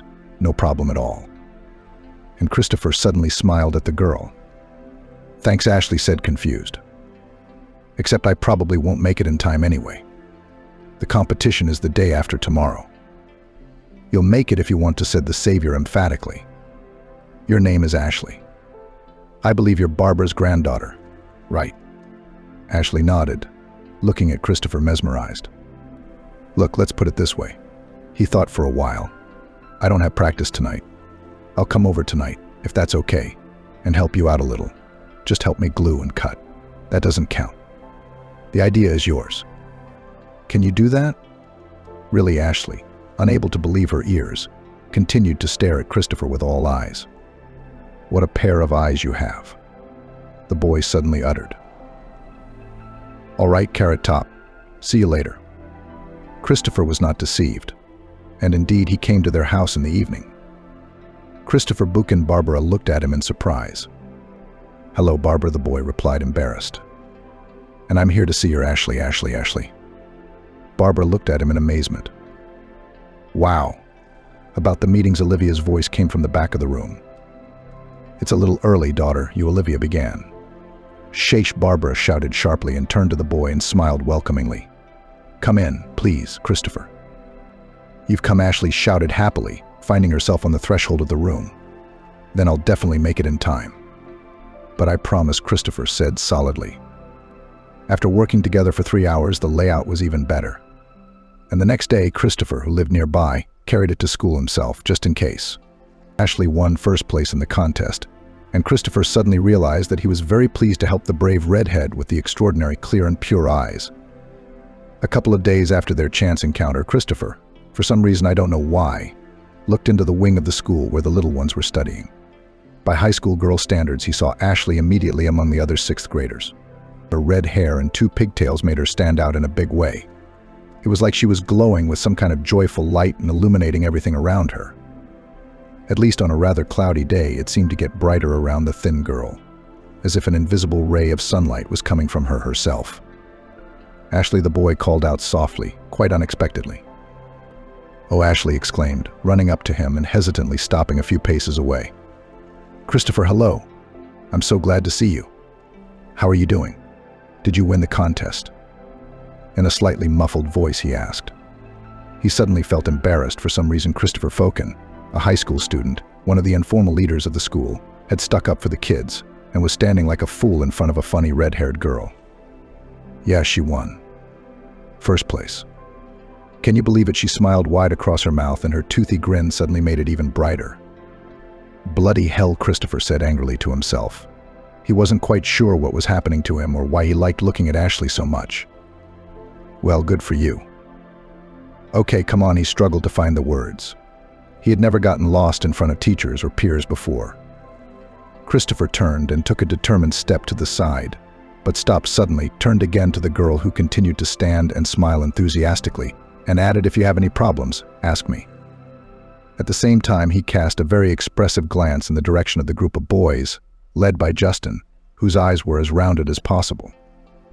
The news that the red-headed Ashley and the 6th grader were now under Christopher's personal protection spread quickly through the school and reached the ears of even the most uncomprehending. Anyway, immediately Justin quickly realized that it was no longer safe to bully a classmate. There certainly couldn't be any friendship between a 6th grader and a 9th grader like Christopher. But he treated Ashley like the little sister he never had, and she accepted his unobtrusive patronage with delight and pride. They met periodically at school or on the street. Ashley invariably repaid the favor with a cheerful smile. Christopher just couldn't help but smile back. For some reason, the sight of Ashley's red head always lifted Christopher's spirits. And all the things he had planned for the day worked out just fine. He had come to regard the girl as his personal talisman. It got to the point that when he didn't see Ashley at school before his final essay, he ran to her house with 2 red, ruddy apples as a distraction. After graduating from high school, Christopher, after serving in the army, went to the city to attend technical school. After receiving his diploma, he tried to live and work in the city. But local life was not for him. He was always drawn back home, to his native village, to his mother, friends, loved ones, streets and riverbanks familiar to the smallest details, old and explored by him from top to bottom and from bottom to top trees, and something else that he could neither understand nor formulate. 3 years later, in the spring, he returned home. Christopher walked down the street, breathing in the fresh air filled with the smells of cherry blossoms and lilacs. He listened to the birds singing and felt idiotically, inexplicably happy. The wicket slammed ahead. It was Barbara's house. A slim, girlish figure dressed in skinny jeans and a plaid shirt with the sleeves rolled up to the elbows easily jumped out of the gate. With her back to Christopher, she raised her arms, yanked the hairband from her hair, and her shiny red hair cascaded down her back, backlit by the bright spring sun. It was as if they were creating a glow around the girl. Christopher stopped, utterly amazed. The girl closed the wicket and turned to face him. Her face showed a look of surprise mixed with joy. Her eyebrows crept upward, and he was finally blinded. She flashed him a wide smile. "Ashley, you're here," Christopher exclaimed happily, not believing his eyes. "How have you changed?" "I've grown," she laughed, running up to him. "How do you do?" She held out her narrow palm to him, and he shook it with a kind of awe. The girl seemed to him extraordinary, incredible. More importantly, he realized why he'd missed her all these years. The red-haired Ashley, his mentee, who had grown into a hot bird. "Christopher, can you even hear me?" He finally heard Ashley laugh. She'd been saying something to him for a couple minutes, and he'd been standing in the middle of the street, staring at her and not reacting. "What's wrong with me?" He finally came to his senses. "I said, how long are you staying? Is your mom coming to visit on vacation?" No, Ashley, I'm not visiting. I'm home for good." He finally decided to look her in the eye. "What color are they, blue-gray?" "I don't know." In the bright sunlight, they were almost a heavenly blue, but there's a strand of hair on her forehead, and in the shadows it looks pearly gray. "That's great," Ashley exclaimed. "Oh, listen, you should come to our prom." "So what if you're older?" "Everyone knows you and remembers you. Do you know how happy everyone would be to see you? Do you?" He didn't know why he said that. "Would you personally be happy to see me?" "Yes," Ashley answered easily and without a second thought. "I'd be very happy." After the prom, which he'd gone to with half the town, he'd suddenly realized that he loved Ashley with a deep, bright, almost sacred love, and maybe he'd loved her all these years without realizing it, without even remembering that she existed. He simply didn't need anyone else but her. Her eyes, her face densely studded with freckles, and her hair flying with flames. "I love you," he told her a week later. "I'll wait for you as long as I have to, if you want to," he added quietly. "Very much I want to," he heard also a very quiet answer. The fact that something important and special was going on between Christopher and Ashley, who had returned home, became clear to everyone very quickly. Potential suitors quickly fell away from Ashley, and Christopher was sadly crossed off the list of the town's first suitors. All they saw was each other. "How could it be?" she said to Christopher. "You've just come back. Things have gotten so wonderful, and you have to break up again." They sat on a bench above the river cliff. He had his arm around her shoulders, and it felt so good. They both wanted it to last forever. Ashley was about to move on to graduate school, and she was anxious about leaving him. "Go," he said firmly, pulling her tighter against him as if he were contradicting his own words, not really wanting to let her go. "Go as you wish, study, and I will visit you often as I can, and you'll come to see me. Well, I mean to your mother, your grandmother, and me." He looked into Ashley's eyes. "I told you," he went on, silently, as if thinking about what he'd said. "I'll wait for you. And then, Ashley, I have to earn you. You'll be studying, and I'll be working and fixing up my mother's house. I can't just fall on Barbara's head with a young wife." He slid off the bench and knelt down in front of Ashley. Looking into her eyes, he noticed her cheeks flushed, emphasizing all her freckles. "With his wife," she whispered. Of course, he took her chin gently and lifted Ashley's face to a low slump. "You'll marry me, won't you?" She nodded. A tear rolled down her cheek. Ashley left to go to school for economics, and Christopher got serious about developing and renovating his parents' old house. They saw each other as often as possible. With each meeting, they were convinced that their feelings were only growing stronger. 3 years passed. Ashley got her degree and moved back home. The moment had finally arrived when she and Christopher could be together truly as man and woman, as husband and wife. Her whole being yearned for it. She wanted it with every fiber of her being, thought about it constantly. And it made it all the harder to hear the news she'd gotten at home. Ashley. Christopher began a conversation for which he had obviously been preparing for a long time. "My girl," he cleared his throat and shook his head stubbornly, continuing in a firm voice. "We need to wait a little longer." "What?" Ashley asked, confused. "Wait for what?" "Well, to get married," Christopher answered confusedly. "You know, Ashley, I'm sorry, I should have consulted you, of course, but it all happened so fast, before I knew it. But Ashley, it's only for a year. And it's money I won't make here in 5 years. You and I are going to make such a living off of it." He kept saying something. She continued to stare at him incomprehensibly, realizing only one thing: he would not marry her. And they were going somewhere apart again. How much longer? She let out something like a sob. I can't wait any longer. I don't want to. She wrenched her hands from his, jumped up and pushed him with her foot. Ashley, sweetheart. Love, he mumbled, wrapping his arms around Ashley. I can't and don't want to wait any longer either, but let's just wait a little longer. Please, my love. He hugged her, whispering some words in her ear. All their longing for each other spoke so powerfully that everything was forgotten: the voice of reason, calculations, promises, and propriety. There were only two people left in the world, he and she. And they were together. Christopher signed a 1-year contract to serve in the Army. He was a fit, healthy, athletic guy, and he was willingly accepted into one of the units that carried out combat missions in a distant African country. Ashley, of course, did not know all the details of the contract, the main thing, the degree of danger to his life. Giving in to persuasion, and most importantly, being somewhere between heaven and earth, after all that finally happened between them, she, of course, agreed to everything. Ashley stayed waiting for Christopher, and 3 months after he left, she realized she was pregnant. Another month later, Christopher came home early. He came back in a zinc coffin. At Christopher's funeral, Ashley, pale and frightened by dizziness, fainted. She woke up at home on her bed with a wet handkerchief on her forehead. Barbara was sitting a little farther away, scrutinizing her granddaughter's face. "How are you?" she asked what seemed to Ashley to be the most stupid and pointless question. Ashley tried to turn away from the wall. "Don't turn away from me, Ashley," she said firmly. "Let's talk."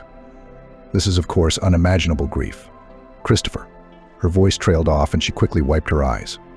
"Christopher is such a wonderful young best boy we've ever had. Ridiculous, terribly bitter, but he's a man. And he chose his own path. And that path led him to his death. You must realize that and accept it. And go on your way without Christopher. He's gone." "No," Ashley, she stood up resolutely and tried to pull her hands away from the girl's ears. "To go on her way." Ashley suddenly opened her eyes and jumped up from the bed. "There's no more my way, you know. No. Dead end. A dead end," she sobbed hysterically, cradling her face in her hands. Ashley, my girl Barbara, whose heart was literally breaking at the sight of her granddaughter's grief, put her arm around her shoulders. "Believe me, girl, everything passes and this will pass. Time heals. We have to move on." Ashley lifted her tear-stained face to her grandmother and tried to smile, a pathetic, shaky smile. "Grandma, honey, it's not going to go away, okay?" She clutched Barbara to her chest, and her shoulders shook with another attack. With a woman's instinct, with all her experience and selfless, but not very happy life, Barbara immediately realized what was wrong. "My God, when did you have time?" she gasped. She continued to hold Ashley tightly to her and rocked her as if she were a child. The girl gradually calmed down. Her sobs turned to sobs and mumbling. At last Ashley recovered enough to speak more or less clearly. "What are you going to do next?" Grandma asked. "What do you mean?" Ashley asked, puzzled. "Have a baby," she said in an unexpectedly firm voice. "That's right. Good for you, girl. I'll help you." It was getting dark outside the window, and the two women, old and young, sat hugging each other, trying to process the grief or the unintended, unrecognized joy through their tears. Ashley had a baby boy, healthy and so large that petite Ashley had been in a lot of pain during labor. Olivia had continued to live with her mother and Ashley all these years, but she still managed to exist completely separate from her family. She looked at her grandson blankly and said, as if she'd thrown a stone, "It's good that the kid. At least when the time comes, he'll leave someone else, not her." Ashley named her son Jason. The boy was businesslike, solid, always busy with his own little problems. He was like Ashley in character, but in appearance he was becoming more like Christopher every day. Of course, Jason was Ashley's joy, and the only meaning in her life, the anchor that bound her to the present. She'd survived Christopher's death, and the worst months after his funeral only because of the small flame of new life inside her. And even though she had Jason, Ashley was slowly fading away. Skinny as she was literally exhausted. All her brightness was extinguished, faded, exactly as her grandmother Barbara had once been after she'd buried, chattering, wondering how this family of beautiful, strong women repeated each other's unhappy fate. Jason was 3 years old when Barbara finally couldn't take it anymore. "That's it, Ashley, I can't stand to see you go out like a candle," she suddenly declared to her granddaughter. I don't want to see you kicked out of the house. Come on, get ready. Ashley looked at her grandmother wildly, not sure what she meant. What are you looking at me for? The old woman sank down on her. You need to get out of here. You need a change of scenery, a change of job, a change of environment. And it's no good going to the cemetery every day. Are you kicking me out? Ashley asked quietly. Yes, if you want, I am. The old teacher said firmly and changed her tone to one of persuasion. Tanechka, my golden child. It's the right thing to do. It's better this way, believe me, girl. You'll get a job and you'll have a place to live. I've already arranged it. You live, you get distracted. New people, new experiences, new life. Jason came running into the room, and Ashley grabbed the baby and held him to her. Ashley. Grandma looked at her angrily. Stop hiding behind Jason. He's not going anywhere. He's going to stay with me for a while. If things go well, will you take Jason back to your house? Or maybe you'll come home. Tanechka, girl, you've got to try living a different life. I never asked you for anything, but now I'm begging you to go. Ashley listened to her grandmother at first with incomprehension, indignation. What was she talking about? Leaving home? Leaving Jason? Had she lost her mind? Her beloved, always so wise, kind, and infinitely patient grandmother. But gradually the bewilderment gave way to reflection. And the more she thought about it, the more she realized that her grandmother was right. She really needs to change her life completely and understand what to do next, how and for what to live. 6 months later, after much agony and deliberation, Ashley made up her mind and left for the city. She was taken in by an old friend of Barbara's, also a former teacher, who had a small apartment. From the first day, Ashley started looking for a job in her specialty. She called the classifieds, sent her resume. But everywhere she got a polite, but essentially the same response. Sorry, but we can't offer you this vacancy. She realized that objectively she had little chance. Lack of local registration, relatively little work experience, and a young child in the absence of her husband, all this made her candidacy not very attractive to employers. Even though she had a red diploma in economics from a technical school. She was almost despairing and was thinking of returning home when she got an interview at a rather large, apparently well-known in the city firm for the production and sale of furniture. Well, told her in the Department of Human Resources, the place in our accounting department really was. But just this morning we've decided on another candidate. I'm sorry. Ashley was already habitually upset, but suddenly she decided. But maybe there are other jobs available? I really need a job, you know. The HR lady, who had already risen from her seat, sat back in her chair. Maybe it was Ashley's charm, or maybe anger, pity for the young woman. Either way, she gave Ashley a dubious look and stretched out. Well, I don't know. I have an opening, of course. But I don't think you'll accept it. We need an office cleaner. Of course, it was a blow to Ashley's ego. She was a country person and respected any labor, including unskilled labor. Take a few years to learn to come to the city and mop the floor, Ashley thought. She even faltered for a second, but shook her head stubbornly. The money she'd taken with her from home was running out, and she had to either take any job or go back home. I agree. Ashley looked firmly into the HR person's eyes. When can I go to work? You can go to work tomorrow, she replied indifferently. Ashley began to work, and the job itself was not difficult for her. Having been used to labor in the house and vegetable garden since childhood, it didn't seem hard at all. What was discouraging was the attitude of those around her. It was hard for her, accustomed to attention and love, to realize that for others she was an empty place. An appendage to the bucket and mop, who might not even be honored with a simple hello. The office was vast and bustling, with many services and departments. After a while, Ashley remembered by face and by name the managers, leading specialists, and ordinary employees, although for them she was still the girl who was asked to clean, move, or wipe something in addition to her duties. A couple of months had passed, and Ashley was getting to know not only the structure, but also some of the company's business. Olivia, she said one day to the deputy chief accountant, a nervous, rushing woman, "There's something I'd like to tell you." She stopped and looked at Ashley like an insect. "Your girls are throwing documents in the trash when they should be shredding them in the shredder. There's numbers and calculations in there. Just the other day, someone threw out a balance sheet, just like that. You can't do that. Are you trying to teach us how to work?" She arched an eyebrow in response. "I don't need you to tell us what we can and can't do. Mind your own business, sweetheart, and stay out of it." Ashley swallowed the undeserved insult and went on with her work. The pay was good, and she was even able to send money to her family a few times. She missed home terribly and traveled there every chance she got. Soon she saw an unusual excitement in the office, running throughout the huge room. Even she, who had nothing to do with the affairs of the firm, realized that something out of the ordinary was going on.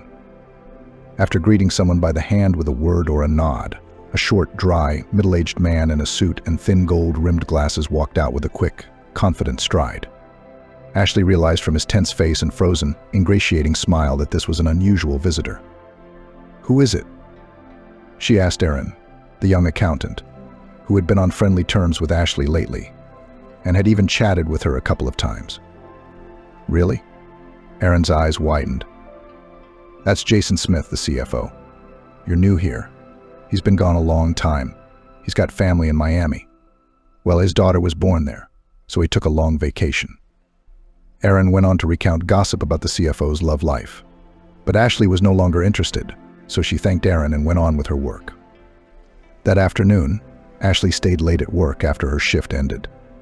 After spending time washing windows and leaving the cleaning of the CFO's office for last, she was startled to see a streak of light under his door. Ashley stood there pondering what she should do. Then the door swung open. Jason Smith stood in the doorway. "Do you want my office?" She heard a soft, slightly husky voice. "Come in. I was just leaving." He turned his back to her, walked to his huge desk and sat down. Hello, Ashley suddenly decided to address this strict, business-suited man.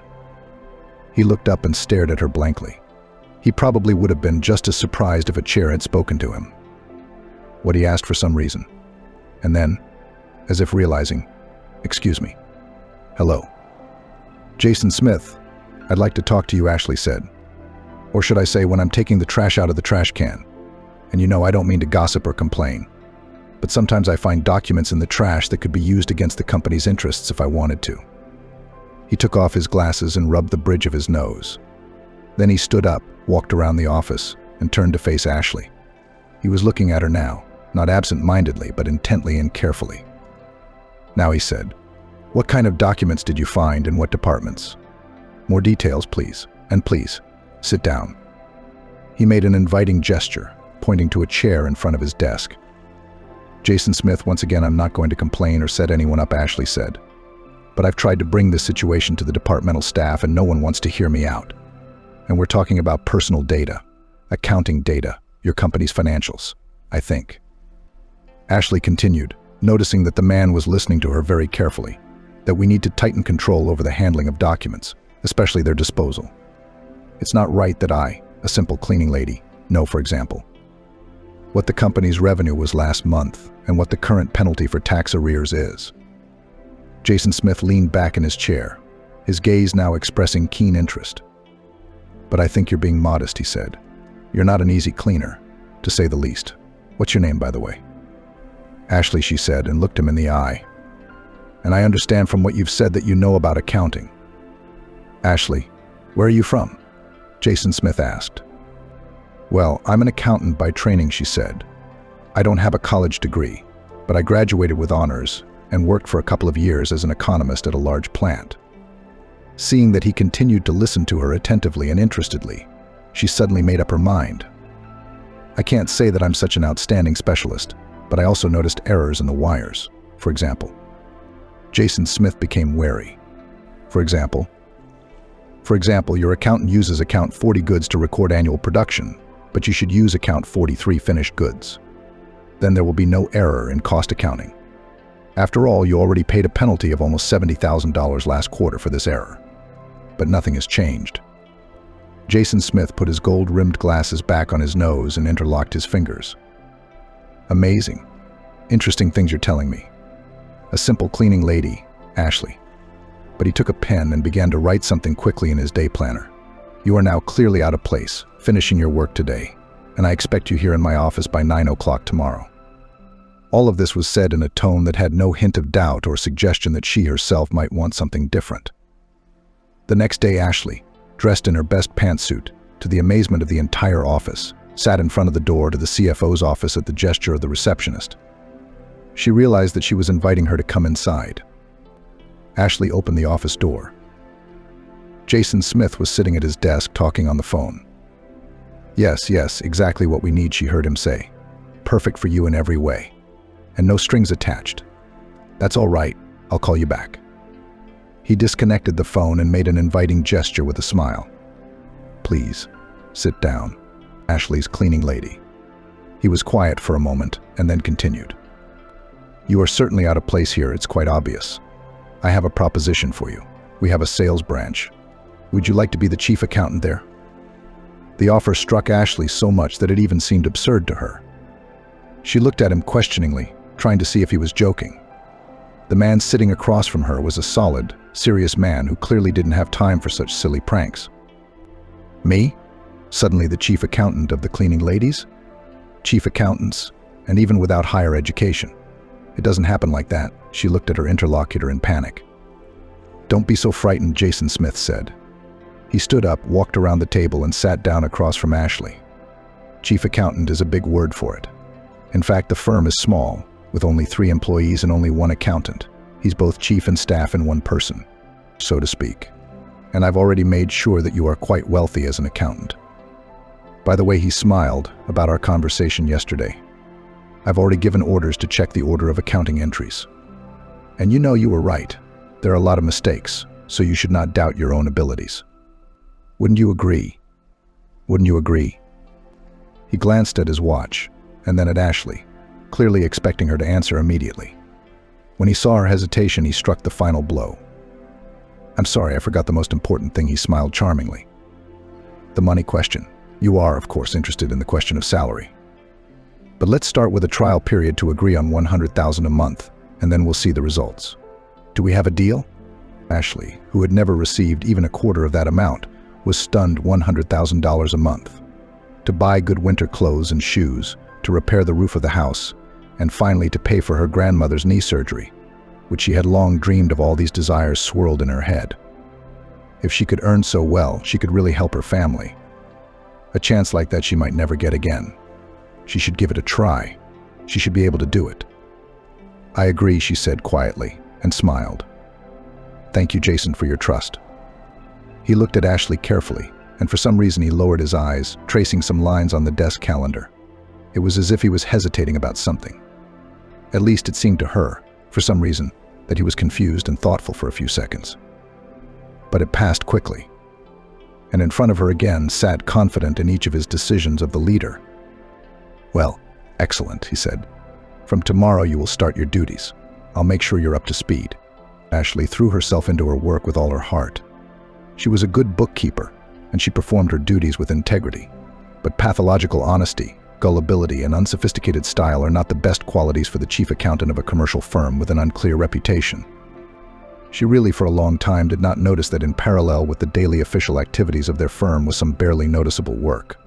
Sometimes she came across documents with contents that embarrassed her. For example, one day she found invoices that she had signed earlier as chief accountant, but the recipients had been changed after she had been given large sums of cash to pay for what she was told were some unforeseen expenses. She decided to talk to the holding company's CFO. But Ashley kindly explained to Jason Smith she is no longer a child. It's a common practice. Any commercial firm takes some of its income out of tax. But it doesn't concern you. I have to tell you, work in peace. By the way, you've got a big job coming up, opening a line of credit. You remember? Yes, of course, Jason Smith, Ashley said thoughtfully. I'm preparing the paperwork. Good, he smiled thinly. And if all goes well, you'll receive a substantial bonus 3 months after the firm receives the loan. 2 men in uniform entered Ashley's office without knocking. All documents of the firm were arrested, and Ashley herself was accused of large-scale fraud and sent to a pre-trial detention cell. A few days later, Ashley was summoned to meet with her appointed defense attorney. Hello, Ashley, the man said with an embarrassed cough and continued in a more forceful tone, my name is Samuel Brown, and I'm your attorney. I will defend you at your trial, and I will try to. He clearly stumbled and was again embarrassed. I'll try to get the charges against you dropped, or at least part of them. He looked at her with a long, attentive stare, as if trying to penetrate her soul. She averted her eyes indifferently. Ashley, he came to the table and sat down across from her. This isn't going to work. You and I need to establish a rapport, a trust. Otherwise, it's not going to work, you know. Tell me, you're innocent of what you're accused of. What does it matter if I'm guilty or not? She spoke tiredly. Who cares but me? It matters. It matters to me very much, he answered excitedly. Though I'm sure you're innocent anyway. I knew it as soon as I saw you. She looked at the man with some interest and smiled a little. As soon as you saw me, she interjected ironically. I wonder how you can work as a lawyer if you make such conclusions based on looks alone. It's ridiculous. But he was clearly embarrassed again. I'm not much of a lawyer. To be honest, Ashley grinned bitterly. And neither am I the chief accountant. But even though I'm not very experienced and I don't know much about economics, he continued stubbornly, I'll do my best to defend you, or at least get your sentence reduced. He tried to say the last word as softly and quietly as possible, but Ashley still flinched as if struck. So you are charged with accessory. After the fact, Ashley listened to his voice and everything he said. The charges and the articles of the criminal code that corresponded to those charges coalesced into a giant, sticky web in the center of which she, a poor, foolish, naive butterfly, fluttered. Samuel Brown, Ashley's lawyer, fought the trial like a knight without fear or reproach. And he himself, in his imagination since childhood very rich, imagined himself the savior of Ashley, a beautiful lady who was captured by an evil dragon. And he is the only one who can protect and save her. He spent more than one sleepless night to understand the intricacies of the firm's accounting, mountains of documents and invoices, real and fictitious transactions. As a result, having spent several weeks and almost all his savings, he proved Ashley's non-involvement in most of the violations. And the heaviest charge was dropped, but he still could not get her full release. She got 2 years in juvie. Before she left for juvie, Ashley met with her lawyer. She had already come to terms, lived with her fate, and like the women of her family, accepted her fate. Her red hair was braided into 2 braids. Her face was scrubbed clean without the slightest trace of makeup, and she had lost weight and looked more like a frightened 14-year-old girl than a grown woman with years of darkness ahead of her. She seemed almost saintly to Samuel. He'd realized long ago, admitted to himself, that he loved Ashley with all his heart. He was afraid to give away his feelings, but he wanted to at the same time. He couldn't decide whether it would be better for Ashley to know that he loved her, or whether he shouldn't embarrass and disturb her before he left. Ashley looked up at him with haggard eyes and smiled involuntarily. How cute was he after all, her lawyer? Tall, a little stooped, angular but broad-shouldered, with thick, long, uncut blonde hair that kept falling over his eyes, and he kept tucking it back. There was something inexplicably native about him to her. He was a real man, the way her mom said her father had been, the way she remembered Christopher. Ashley drove some incomprehensible excitement inside and spoke up. Samuel Brown, I am grateful for everything you have done for me. I realize that if it weren't for you, I would have gotten a much longer sentence. I don't owe you the 4 years of juvie you got off me. I probably owe you my life. I know that, and I'll never forget it. But it's already happened, and there's nothing you can do about it. And I'll have to disappear from life for 2.5 years. Wait, don't interrupt me, Sasha. Can I call you that? He quickly nodded his head in agreement. You have already done so much for me. Do one more thing. You know I have a family in the village, my mother, grandmother, and son. I don't want them to know what happened to me. Our family wasn't happy enough as it was. And now this. My grandmother is much closer to me than my mom. That's just the way it is. I'm just afraid she's not going to make it through this. Jason. Yeah, I mean, sure, kids get used to everything. But I don't want him to see me in jail, in these clothes, like this. No, not like this. She choked with sobs, but making an effort to restrain herself, angrily wiped her tears and continued. I wrote the letter. I made up a whole story.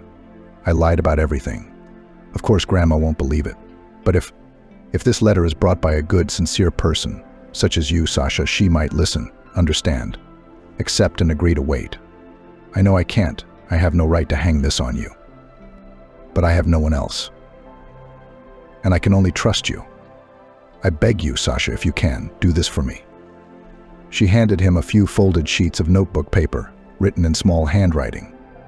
Samuel gently took the sheets from her hands and looked into her eyes. Ashley, Tanetka. He swallowed convulsively. I'll be waiting for you.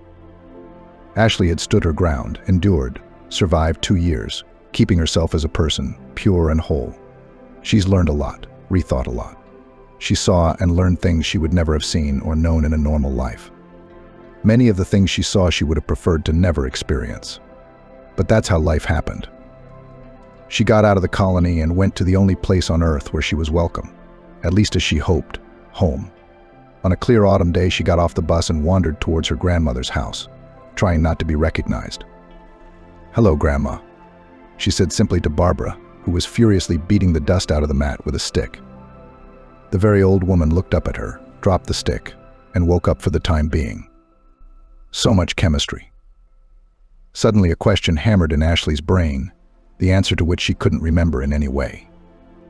Barbara managed her weakness, swiped the tears from her eyes, and slowly approached Ashley.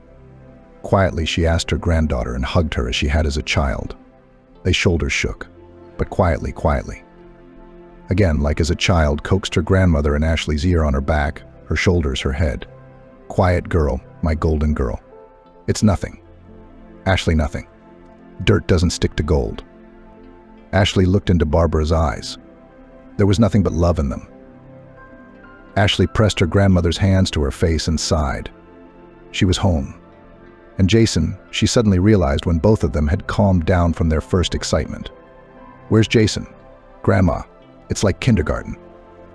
"You're Jason," Barbara replied. "I'm too old to keep up with your father, you know. Your mother got smart and got a job. So we put him in the garden. A long time ago, about 2 years ago. Yes, he's fine there. He's already the main man there," she laughed. "He's probably forgotten all about me," Ashley said fearfully. "Well, there you go," she said. "Who would let him forget you? We talk about you every day, and he's never parted from your picture. And Andrew keeps telling him his mom's coming back. Mom will be here soon, Mom this and Mom that." "Andrew? Who's Andrew?" Ashley looked at Barbara in surprise.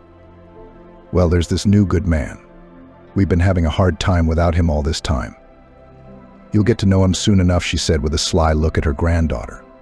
"By the way, remember where the kindergarten is? Well, it's time to pick up Jason. You go, girl, get your son, you go." Jason had grown and changed a lot since the last time she'd seen him. Ashley didn't even recognize him right away. She stood under an old birch tree by the fence of the kindergarten and waited, not knowing what to do. Jason ran out of the kindergarten gate and sprinted off, not paying any attention to the lone figure standing under the tree. "Hi," he shouted to someone, spreading his arms happily.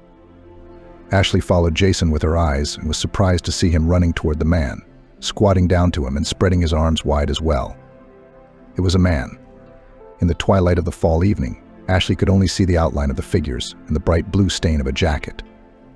After a while, she realized that it wasn't so much the twilight as the tears that blurred her eyes. "Jason," she whispered to her son. Jason, meanwhile, ran up to the squatting man and hung around his neck.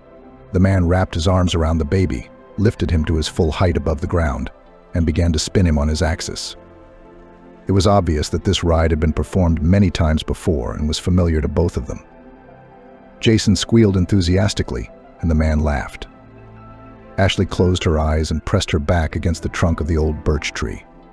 For a few moments she thought she recognized Christopher in the man. And going crazy, she thought sadly, swallowing the tears that continued to flow. The merry fiddling continued between the boy and the man, accompanied by children's laughter, squeals and delighted squeals.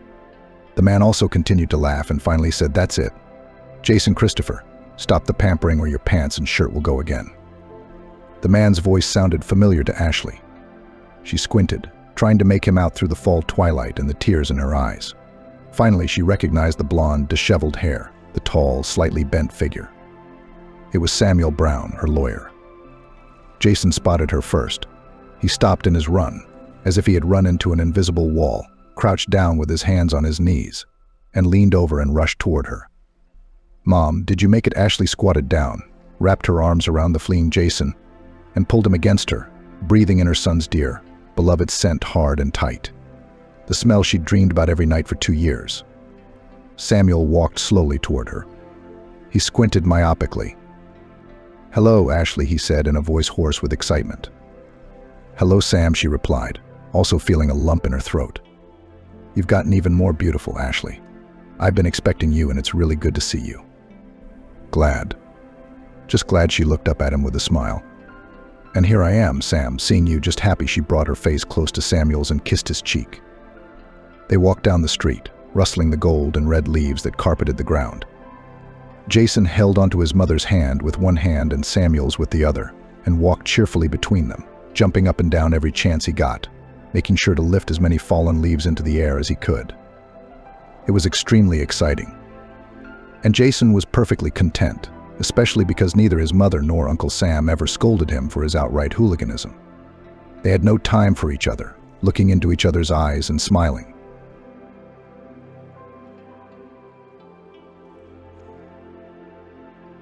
Damn it. If her grandmother had heard such a foul expression from her pupil's lips, she would have deprived her of sweets for a week and made her wash her mouth out with soap and water. But as the grandmother was fast asleep at the late midnight hour, Juliana remained unpunished. At last, having stopped pacing her room like a caged animal in a zoo, the young girl plumped down on the bed, which squeaked pitifully with the shell netting, raked the teddy bear into a pile, and burying herself in its worn chocolate-colored fur, silently wept. How? Well, how could she be such a fool, fall so low? However, Juliana's brain obligingly told her there was still time before the immediate fall, 21 hours and 30 minutes.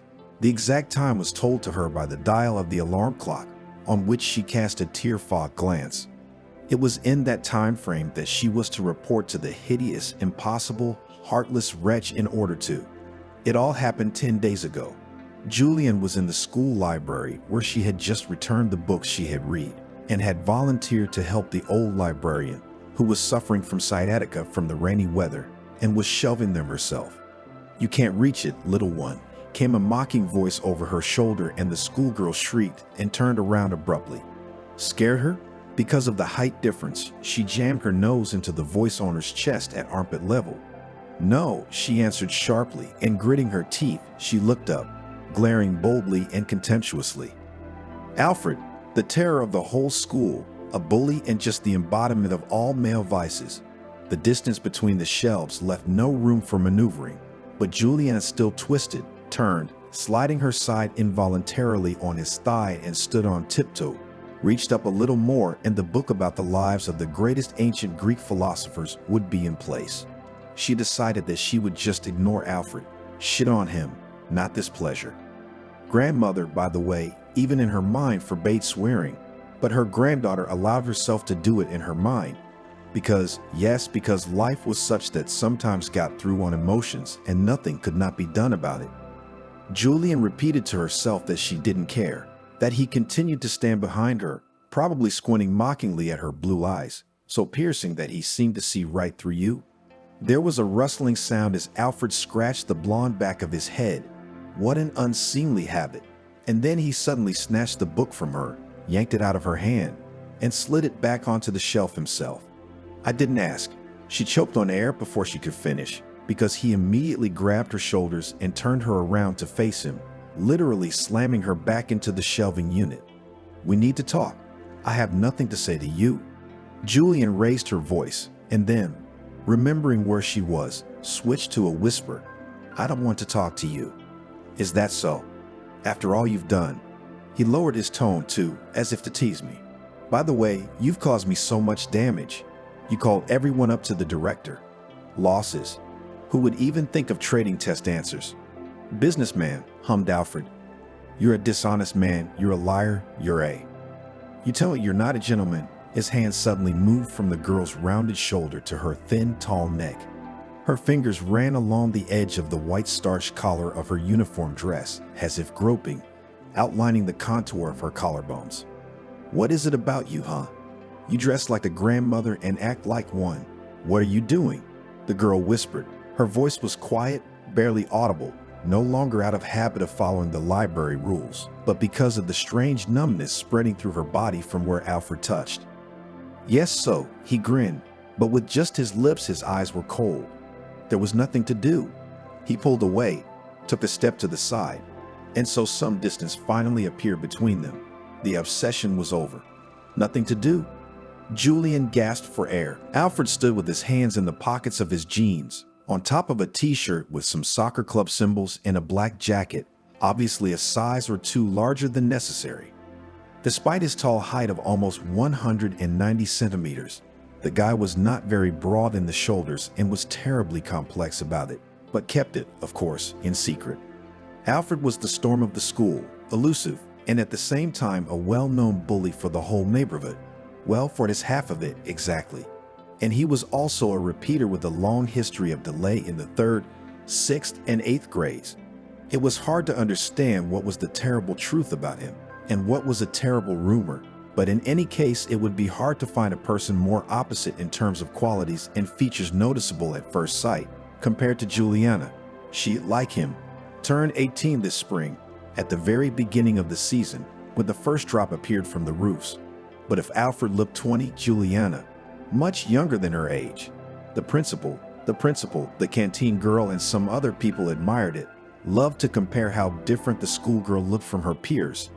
That was different and in general lived right, took care of Juliana Leslie's grandmother, who for 10 years has also been her guardian after the death of her parents, who died in a car accident and the only one of her kindred person in the world.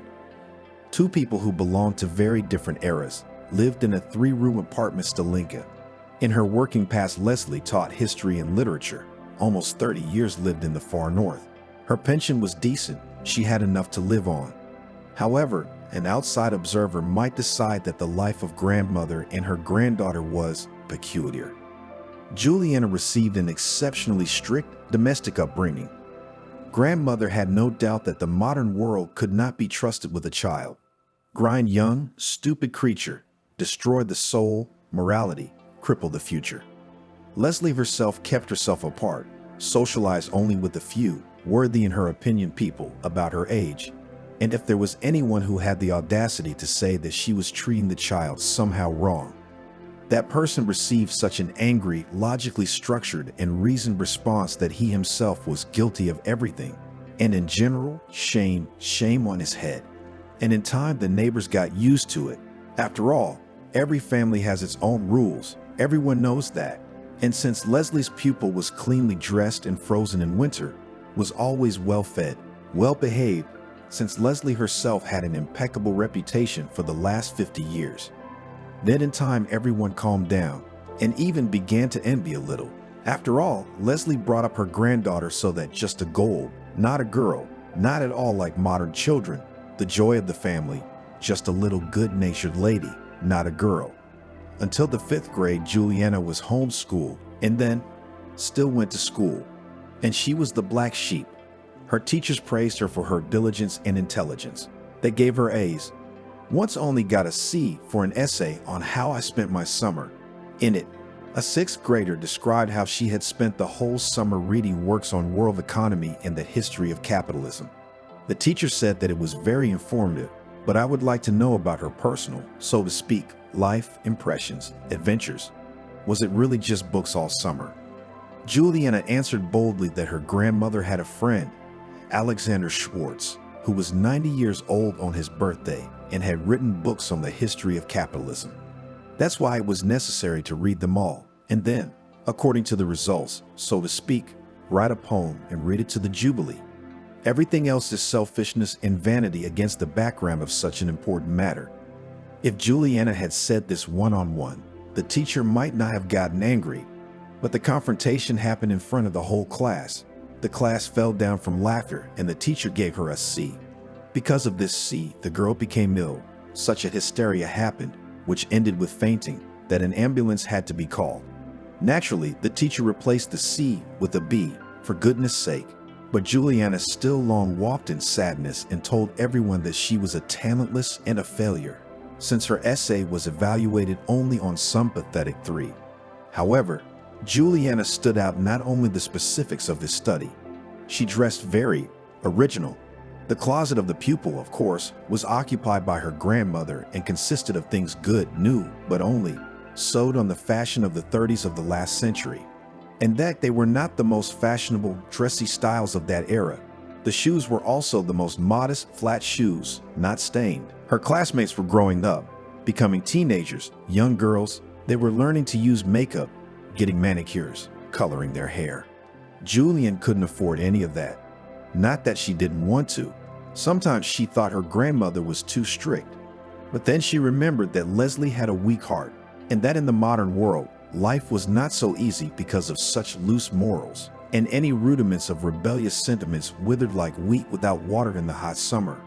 However, Juliana was not one of those bad girls who can be transformed only by a beauty salon. By adulthood, the girl's figure had become feminine, soft, and lush in the right places, outlines. She had a slightly elongated face with high cheekbones, a straight nose, and a wide, sensual mouth. Gray eyes were framed by black, fluffy lashes. Her long brown hair was never seen in anything but one of 3 hairstyles: 2 braids on each side, 1 braid in the back, or 1 braid arranged in a wreath around her head. Add to this refined manners, shyness, modesty, and the habit of keeping in the shadow of everything bright, noisy, provocative, modern, and also the fact that almost all her interests and daily activities were filtered through her grandmother's opinion on whether it was worthy, whether it was decent. If some meticulous outsider were to analyze Juliana like a strange exotic animal, he would easily find the reasons why people around her perceived her as a strange person. And that was putting it mildly, and only in exceptional cases, such as in clashes with Alfred, who for the last 2 years had increasingly made her the object of his attacks, light but offensively barbed. Only in rare cases, Julian's usual calmness would come off and she would begin. Not that she would be rude, never, but to answer sharply and defend herself vigorously. "So you have nothing to do," Julian repeated. "Well, go and study, you idiot. Or help out. Someone broke a window in class 3. It's blowing. There are kids there. You need to." "Wow, you're quick."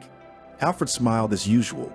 "No, you're acting like a grandmother and thinking the same way. You know what? I've sorted out my problems. I won't be expelled. Thanks to Maria Ivanovna, our class teacher. She covered for me. She, understands. If you give her a hand." "What?" "Yes, Maria. She has 4 children. She's a kind-hearted, fair-minded person. You don't believe me? You want to bet? She's gonna give John an A on the test because his daddy brought her candy and stuff." John was an incorrigible loser, and no one in the class doubted that he would fail the math final. Julian had heard of bets, or rather, she had read about them. In some books, no people made them, and usually it didn't end well. There was no way she was going to take some stupid bet. But today was not the right day at all. First, the grandmother thought her granddaughter had splashed herself in the morning. The girl swore she never went near her grandmother's dressing table, but she made her go to the bathroom to clean herself up anyway. Then it turned out that the grandmother just thought that in the closet there was a moth, so she put perfume and sprayed there. That's why Julian's clothes smelled. The grandmother didn't apologize, and Juliana felt unjustly offended. Then before school, she ran to the store to get ties. It was not a boutique, but a very modest store of youth clothes, and it was here that she and her grandmother sometimes came when they needed to buy Juliana something that Leslie could not sew. Usually it was something from outerwear. This time, one of the sales girls did not just watch from a distance as usual, but approached Juliana. The girl thought that she probably did that because she didn't have her grandmother with her now, or she wouldn't have dared to approach. Her grandmother couldn't stand all those consultants and knew how to chase them away. The saleswoman started talking about new youth clothes, very stylish denim skirts and beautiful sweaters. Julian glanced at this and turned away. No, even if she herself had been wearing what her grandmother sewed for 2 years now, there was no way she was going to upset her and dress differently. "I feel sorry for the girl," sighed behind her back, sharing with a colleague. What a wild thing to say. How will she, poor thing, live when grandma is gone? Will be lost with such an attitude. She's not adapted to life at all. No, she'll be left without an apartment or lured into a cult. And where do the neighbors and teachers look at? It was hard, painful to hear that. And at the same time, Juliana couldn't help but admit that this woman, Caroline, saw the name on the counselor's name tag. She was right about something. Juliana was really scared to think about the time when she would be alone. Grandma had been talking a lot lately about her grandfather taking her to heaven soon, and she, Juliana, if she misbehaved, she would end her days on the pavement. So, to prevent that from happening, she would have to study hard, protect herself, and be a man of honor. What's the bet? Julian blurted out before she could even think about what she was doing. That's a different conversation. Halford's voice had a purr in it. If you're right and John fails, I'll pay back the money I won from Toby. Julian nodded. That would be very good. That would be great, because Toby was a third grader from a large family, and he'd lost everything he'd saved from his pocket money for 6 months. And I'll also sign up for these, what's their name? Volunteers. And I'm gonna go to the city park and plant trees. And I'm not gonna swear. Okay. Yes, I agree. Wait, he suddenly grabbed her wrist. You didn't even ask what you'd owe if you lost. What do you want? She opened her eyes. Her wrist burned. It wasn't the pain of the grip that was barely perceptible. It was some other strange perception of his closeness. You agreed to the bet, right? But I did. You know, I don't follow you much. It's too much. But I remember you were talking in literature class about keeping your word. Something about honor was there. It was. The girl exhaled and tensed, preparing to wrench her arm free. Which means you'll keep your word. And if you lose, you come where I tell you to come and spend the night with me. Why? Julian squeaked. Theoretically, the guy was very clear. Only in the brain as an automatic system went off from the logical deciphering of this phrase, to spend the night. Why should we come to your place for the night? Well, don't play dumb. You understand everything, he said simply. And then he let her go, winked, and disappeared as if he vanished among the shelves. Julian stood there, barely breathing, staring blankly at herself. Oh no, what was going to happen to her now? How could she? How dare he? The girl swallowed hard. Had Alfred not had enough of the atrocities he was doing? Why would he do this to her? Why? There you are, the librarian appeared in the aisle. After she had instructed the polite girl to arrange the books, she took time out to have some tea. Oh, why are you so pale? Did you put all the books away? What's new on your list? Yes, that's it, Julian replied, her thoughts wandering far away from the library. Thank you, there's nothing. And she left. Much to the amazement of the old librarian, she didn't even say goodbye. And then the day of the test came. John was sitting next to Julianne, and she realized, peeking carefully, that he had no solutions to the problems, but a lot of nonsense. Finally, everyone handed in their notebooks. Julian cast a triumphant glance at Alfred, who was sitting on the kamkaka. She had no doubt that everything would be as it should be. That justice would prevail, that he would lose, that he would be shamed, and that he would be forced to take the path of correction. He might have promised everything just to annoy her, but in the end it would all have a positive effect on him, of course. And then, it became known that John had gotten a 5. Alfred found her, or rather caught her, just outside the school gates, just growing in front of her so that she crashed into him again. Hi. Hi, the girl replied and lowered her head. Well, why are we so sad? Does it feel bad to lose? But it had to happen sometime. You can't live your whole life so right, so perfect. You're judging me? I tried to go around, but he wouldn't let me. Okay, let's not get into any of your ideas, okay? We had a bet. Now you have to do what we agreed to do. You know, this is kind of fun. If there were anyone else, I'm sure the other girl would have sent the bet in me far away. But you're not like that, are you? You gave your word. So, here you go. He held out some paper. My father had a summer house in the suburbs. There's no one there now. Come Saturday night. Hey, you're not going to cry, are you? Don't worry, I won't bite. We'll have a great time. I'll treat you to kebabs. The doctor said it looked like a heart attack was imminent and hospitalization was necessary. Julian fumbled around, gathering the things she would need at the hospital according to her grandmother's instructions.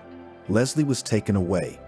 Julian returned to the apartment, locked the front door, sank down on the banquette in the hallway and covered her face with her hands and sobbed. What a nightmare everything was turning out to be. Just a black streak. And at the same time, It was impossible not to recognize that this misfortune allows her to carry out her plans, because her grandmother will be in the hospital for a few days. And therefore, the fact that her granddaughter did not spend the night at home will not become known to her. Frivolous books, erotic movies, such in the cultural and educational menu compiled by her grandmother for Juliana was not. Naturally, the young girl had some knowledge about the relationship between the sexes, and the school program introduced to the fact that children are not found in cabbage, and yet, the girl understood that if she thought about what she was going to do a little more, she would simply lose her feelings. Theoretically, in this of course, there was a plus: the date would be canceled. But the downside was she would essentially be betraying her habit of being an honest person. Today you lied about finishing the cutlets and threw them away. Her grandmother had once reprimanded her, and for some reason that incident was particularly sharp in Juliana's memory. And tomorrow, her grandmother narrowed her eyebrows and slapped the missing cutlets in front of her. You'll go stealing, or run over a man with a car at a green light. Grandma, please forgive me, little Julian asked, choking back tears. You're not going to make me finish them, are you? They were in the garbage pail. Leslie stroked the girl's head and then grabbed her ear, pulling her away from the table. Take them out and give them to the stray cats that live in the basement. Stick your hands straight up and throw them down. Grandma, the girl even stopped crying out of fear. We don't have cats under the house, only rats. There are rats there. I don't want to. It's too late, sweetheart, the old woman grinned. You have to take responsibility for your actions. Go. And if the rats bite your fingers, she touched each of the 5 fingers on her granddaughter's left hand, it'll be your own fault. I, my dear, ready to love you in every way, even if you were crooked on your face, even if you study for DS. But if I find out that you're lying, if I find out that you don't keep your word, if you ever lie to me like this again, you'll drive me into a coffin with this, and you won't have a grandmother anymore. You'll go to an orphanage to live. Do you understand? After that, 10-year-old Juliana realized that she would always, all her life be an honest person, and she would not break her word.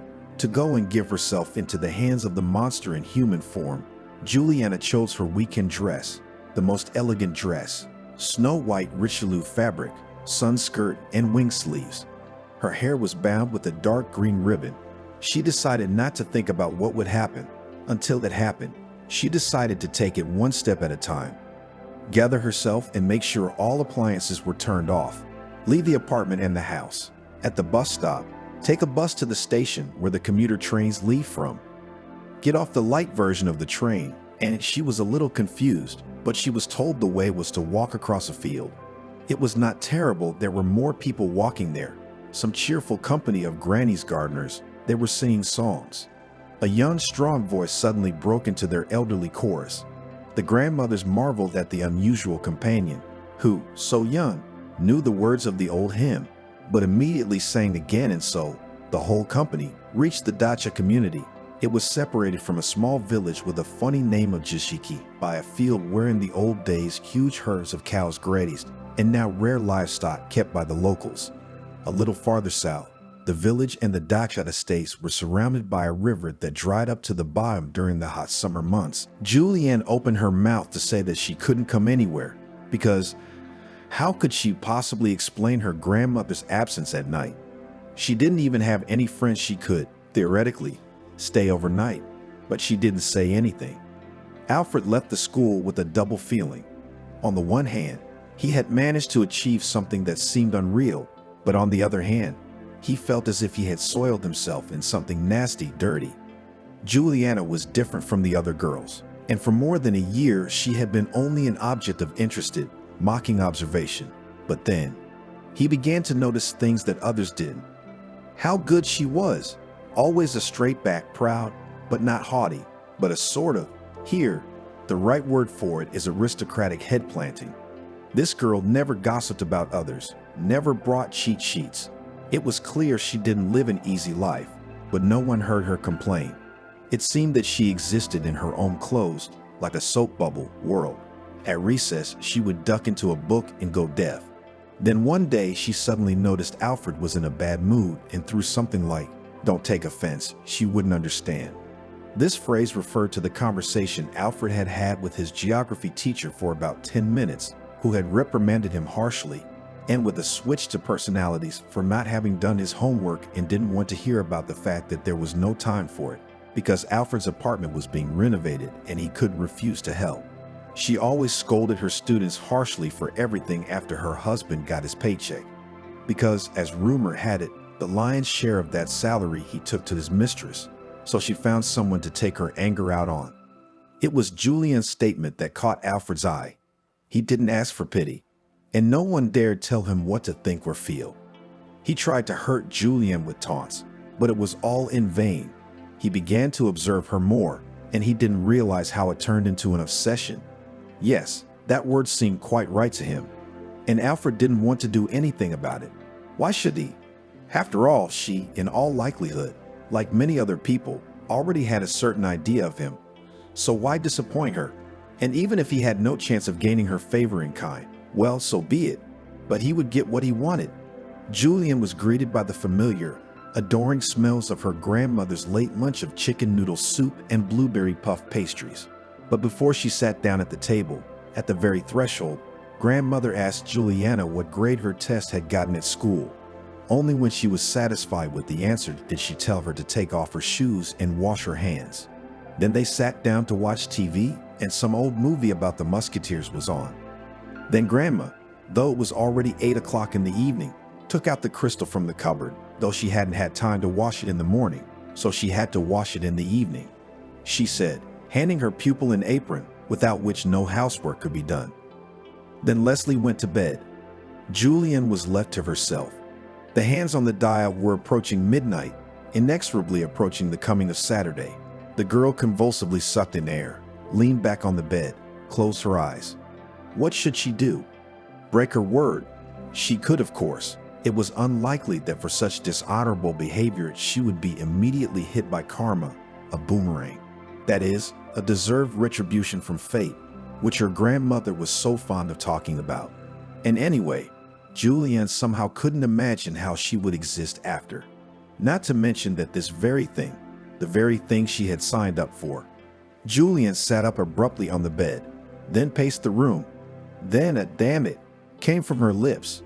Julian was more and more inclined to tell her grandmother, and let her scold, let her punish. But then she would have the opportunity to think of two minds, how to be now. Grandmother would not leave her, would comfort her and say that, of course, there could be only a negative answer. Granddaughter, came the voice of an old woman in the hallway. The girl shuddered. Why isn't Granny asleep? She can't read minds, I think. Granddaughter, Leslie repeated in a hoarse, weak voice. I have a heart attack. Call an ambulance. Who are you here to see, honey? One of the old ladies asked. Just here, Julian frowned. Some acquaintances asked me to drop something off. She waved her hand in the direction, toward the woods, not the houses. Well, good luck to you, replied the old woman, realizing that the girl did not want to talk about herself. All right. Alfred's cottage was really near the forest and stood at the very edge of the community, and it looked abandoned. Julian shuddered at his choice of a place for a date. She knew he didn't live alone and was being raised by a distant relative after Alfred's father had been imprisoned for theft a few years ago. Julian also knew that the boy's father had passed away last year. She had sympathized with him then and even tried to get close to him, to comfort him. Maybe he had misunderstood her attention then, had made up something for himself. By evening it was noticeably colder, and the girl chose her clothes according to the weather, which was still sunny and warm. But now it didn't seem to matter at all that her body was shivering. What was frightening was something else. Finally, Julian found herself on the porch and knocked on the door. Hi, he said, and a look of amazement flashed across his face as if he was sure she wasn't coming. Hi, she said, thinking that awkward mutual greetings like this were becoming a habit. Julian didn't want to make any habits with this guy. Come on in, he stepped aside, letting me into the house. The girl froze, hesitated, as if something nightmarish was waiting for her beyond the threshold. However, in fact, it was so. Inside, the house turned out to be as she had expected it to be, in need of repair and general cleaning. The furniture had been brought in on a what-not-to-spare basis, and the floors were painted a luscious orange. Julian remembered that the same floors had been in her grandmother's house in the country. She had been there only a few times, and then she had sold it because she didn't have the energy to travel to keep everything in order, and it was too far away to use it as a summer house. But the main reason for getting rid of the family nest was that she needed money for her, Juliana, nurturing. This word nurturing, grandmother used, by the way, when she wanted to reproach her granddaughter. They say, I spend so much effort raising you and you still manage to catch a cold in winter, tear a new dress on a walk, refuse to drink fish oil for immunity, do not put away toys, lisp. The list of reasons for reproach was endless. And only when Juliana grew up, or rather when she was 15, she began to think that she was not to blame for everything and everything. Just sometimes, Grandma needed a fight, and the person to do it with at will was just her kindergartner. So, do you want a drink? Alfred threw awkwardly, escorting the girl deep into the house. I don't drink, she said, glancing at him warily. I already know. I'm asking about the tea. No. Coffee? No, I'm not after that. And you? We can. She clenched her hands so white her knuckles turned white. I know I lost the bet, and I'll keep my word. I'm ready, but can't you? Hurry up. She threw the last words at him angrily, resolutely crossing the distance between them. She stood close again, and he could almost feel her breath. Now Alfred looked dumbfounded. I know I have a reputation, but why are you attacking me like? Courtesans used to be called courtesans, didn't they? Yes. There, you see.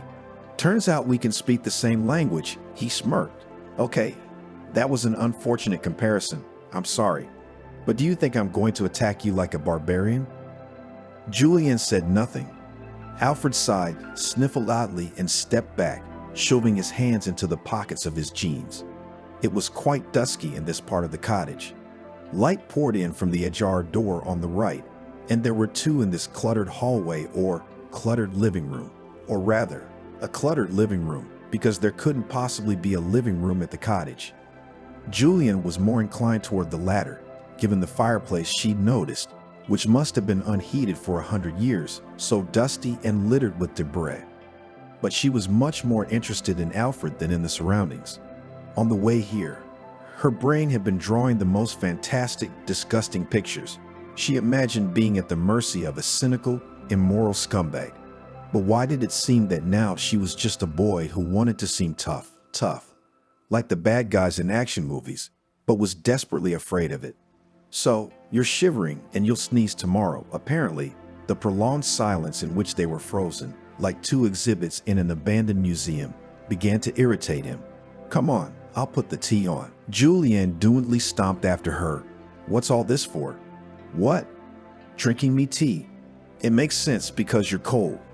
What does it matter if you're going to? What are you doing? Squealed the girl as Alfred pulled the sweater over his head. The guy froze and rounded his eyes. She took a step back. Another. She put her back against the wall and put her purse in front of her in a desperate protective gesture. No, please, I'm not ready. A moment later, a scratchy woolen article of clothing flew into her face. Stupid. Here, it's cold to look at. Alfred, who was left in a t-shirt, turned his back to her and began to work on the gas stove. Put it on. I'm not peeking. The desire for warmth outweighed the embarrassment of using something that was not hers, much less a man's, and Julian tangled in the sleeves and pulled on the sweater. Thank you, she said quietly, so he wouldn't have heard. You know, I'm really surprised you came. It's just, doing something on a word of honor, it's kind of old-fashioned these days. Can't do otherwise, she shrugged, sitting down at the table. What if I bet you something worse, like stealing something? That would never happen, Julian declared smugly. So, what happened is within the bounds of your morality. A teapot and a couple of cups were placed on the table. All three items had clearly once belonged to an obvious set. That's not what I meant to say, the girl muttered. You cheated, caught me giving my word before I knew what the condition was. When he filled the cup, she wrapped her palms around it, her body desperate for some warmth, though it was terribly hot. All right, I give up. I am a scoundrel and a seducer. But the end justified the means. Smiling, he sat down beside me. Is there nothing for tea? She asked timidly, suddenly realizing that her stomach was protesting against the empty drink. Julian had somehow missed lunch and dinner as she pondered nervously. I had chips and a candy bar, but I ate them while I was waiting for you. Oh no, I'm lying.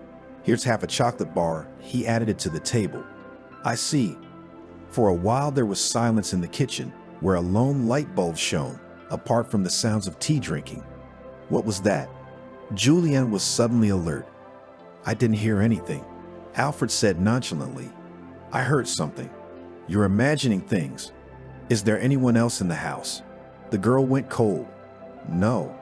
You're lying. I'm not lying. There's no one here.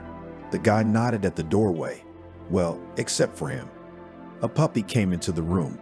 He was a well-fed colobus, a mix of sheepdog and street Bernard, and he wiggled his nose and paw funny. The first was out of lively young curiosity, the second because it was wrapped in a bandage. Oh, he's so cute. Julian jumped down from her chair and was next to the puppy in no time. Grandma's strict upbringing included, among other rules, one that read, "No animals in my house. Don't go near dogs in the street. They will chew you up and give you fleas." The puppy recoiled, but then, attracted by the fact that the stranger was wearing a sweater that smelled of his master, he moved forward. Where did he come from? He followed me to the station on the way here. He must have hurt his paw on the street. I patched it up a little. Are you gonna keep it? I have a right to. Alfred grinned unhappily. As long as he lives at the dacha, and of course, when I leave here on weekdays, he'll stay with the neighbors. I've already arranged it, and then I'll take it. I've decided to rent an apartment for myself. I'm looking for options. I can't bring him to the place where I live now. They'll throw him out on the street. Alfred whistled, calling the dog. But the girl didn't let the doggy take a step and picked him up in her arms, returned to the table, pulled out a chair, sat down and settled the puppy on her lap. The dog, she stated a fact already known to the boy. He's so cute. He reached out to stroke it too, and their fingers met in the thick, silky fur. And the fur must have electrified, because a strange, lingering sensation hit them both. Julian froze, wide-eyed as she watched the boy's face grow closer. How beautiful you are, he whispered. That's it, you're finished. The convict grinned and pulled something from his belt that glinted like steel in the cold light of the moon.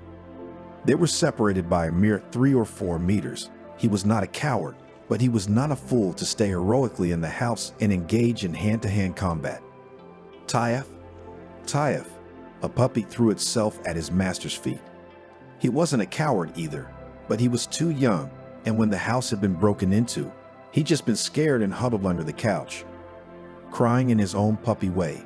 And now that 2 good people he knew were there, he risked getting out. Julian took an extra couple of seconds to bend down and pick up the baby. How did you? Alfred's eyes widened as they stepped over, or rather jumped over, the convict lying on the floor. He had not expected such a thing from his unwilling guest, but all questions could wait. Without collusion and without wasting any more breath on superfluous words, the young people with the puppy under their armpits flew out of the house and rushed across the plot to the neighbor's cottage. They didn't even turn around to see if they were being followed. They ran up on the porch and banged on the door. Help! Call the police! Help me! The further events merged into several long hours, later recalled as if through a fog. Alarmed neighbors came to help, and soon those who had broken into Alfred's father's cottage in the middle of the night were caught. They were indeed, as Juliana thought at once, escaped prisoners. An ambulance also arrived, and the doctor who examined Alfred said that in principle it was nothing serious. His jaw was not broken, and that was the main thing. Young lady, don't take any more risks like that, the doctor said to Juliana. Alone on such a big man with a frying pan. Dashing, but, and if you had missed, I can't imagine. And what else could I do? Now that everything was over, Juliana could not stop shivering, although she was drinking a second mug of scalding hot tea. And 2 woolen plaids, given by kind-hearted dacha neighbors, were thrown over her shoulders. Alfred, disobeying Julianne, looked out into the street just as the very convict who had attacked him was being led to the police car. I wish I had time to fight back. Alfred spat on the ground and shook his fist at the man. He cursed and scrambled to his feet, trying to throw himself back into the fight. But of course, no one would let him. Alfred heard a few more things about himself and his father. "It's all clear," he muttered, walking back into the house and sitting down at the table, leaning over his cup sluggishly. And then he explained to Juliana who it was. It turned out that 2 prisoners had escaped from the very colony where Alfred's father was, and they hadn't chosen his cottage by chance. He had been a lifelong liar, Alfred said. He was both eager to speak and uncomfortable with his own need for candor. Julian also noticed for the umpteenth time that Alfred called his father he. But in principle, such an oddity was already familiar since the boy's parent had gone to the colony 4 years ago. Alfred almost never said father or Lawrence. He'd lie here too. I thought it would add to this influence in the zone. The young man grinned bitterly. He was still at home when he was still lying about the gold buried in the dacha, which he had stolen back in the 90s. You can imagine, usually Alfred spoke about his father without emotion, but now, apparently, against the background of the experience, his intonation oozed indignation. He lied to me that there was gold in the garden, and I was just a little kid back then. So I took a shovel and dug joyfully from fence to fence. Where did I get my strength from? He was laughing. You mean there's no gold? Julian asked. No, of course not. Everyone here was using metal detectors about 10 years ago. The summer house was rented out to some students. They listened to that nonsense and started to turn everything upside down, looking for it. And there was never any gold. That's it. It's so simple. He couldn't accept the fact that he was no longer the big bandit everyone was afraid of, that he had once lost at cards. Mom left us back then. That's probably why he'd lost his mind. So he created the illusion that he had money, but it wasn't time to take it yet. What a bastard. Alfred raised his voice. Even before he died, he had time to make a mess. How do I know that no one else will come here, in El Dorado, in the middle of nowhere? I had enough. I'm leaving. It was none of her business. And if she had had the opportunity to leave and never see Alfred again in her life, but a little earlier, before the attack, she would have gladly taken it and would even have given a lot for such a gift of fate. But now, she couldn't explain it to herself, and she didn't want to get into the intricacies of her feelings, but she just suddenly realized that she cared about Alfred. It was discouraging, frightening, made her feel like a bad, spoiled girl. But Julian couldn't change that, even if she wanted to. Will you pass your exams? Alfred extended his hand and snapped his fingers in front of her nose. Wake up. What exams? What will this school give me? What about going to college? She whispered. The woolen blanket slipped off her shoulders, but the girl didn't even notice the chill. Yeah, the institute. People like me, missing. Nothing in life is meant to be. Alfred averted his eyes. No, you're not lost. You don't have to be. There's no such thing as being like your father, or that you have to live your whole life unhappy. You can be different, whatever you want. Julian's voice sounded firm and determined now, as if she were speaking to a large audience, like her class, and had something very important to tell them. What do you know about me? Alfred said it in his usual mocking and superior tone, but there was a different kind of loneliness and lostness in his eyes. Like he was suddenly alone in the world. Julian knew, in fact, that he was. She could have sworn this guy didn't have any really close friends, the kind you trusted like yourself, the kind who wouldn't let you go to waste. And then the thought struck like lightning. But does she have any? A grandmother is something else. A family person, she replaced mom and dad, but still, it's different. And she doesn't have any friends, Julian herself. You're right, she replied. I know the rumors and what you yourself have said. And that's not much. And you don't need more than that. Alfred rose abruptly from the table. Let me call you a cab home. No way. Steve, the neighbor and owner of the cottage, intervened in the conversation.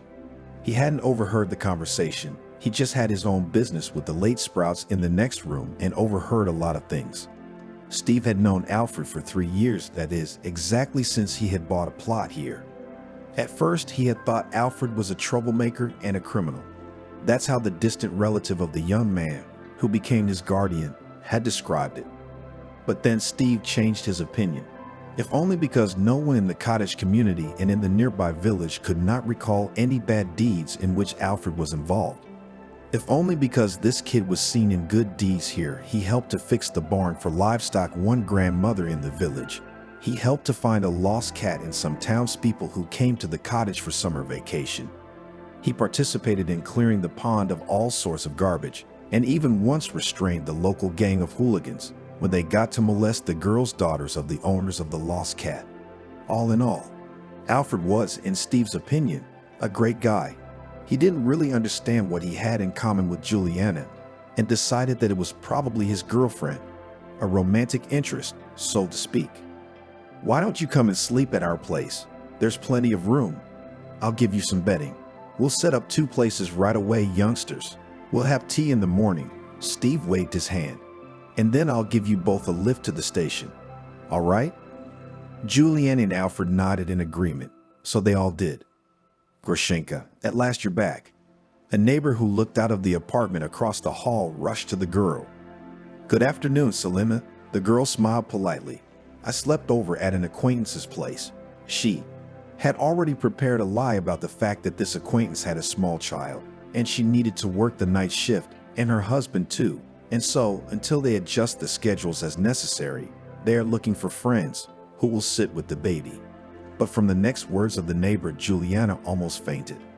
"I got a call. I know your grandmother well," Selena said quickly. "They called from the hospital. They couldn't reach you." "Oh, what a grief. And she was in good health." What's wrong with Grandma?" Julian leaned against the cold entryway wall. "I was called, so the neighbor was in no hurry to get to the point. Anyway, during the night Leslie got worse. The doctors were frantic." "Oh, what a grief. You're all alone," the neighbor longed.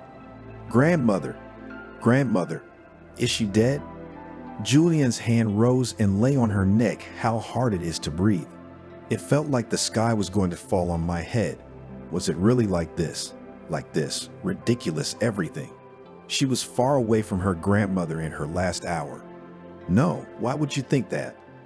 Spit." The neighbor waved her hands. "Don't you listen to me at all? What am I telling you, stupid?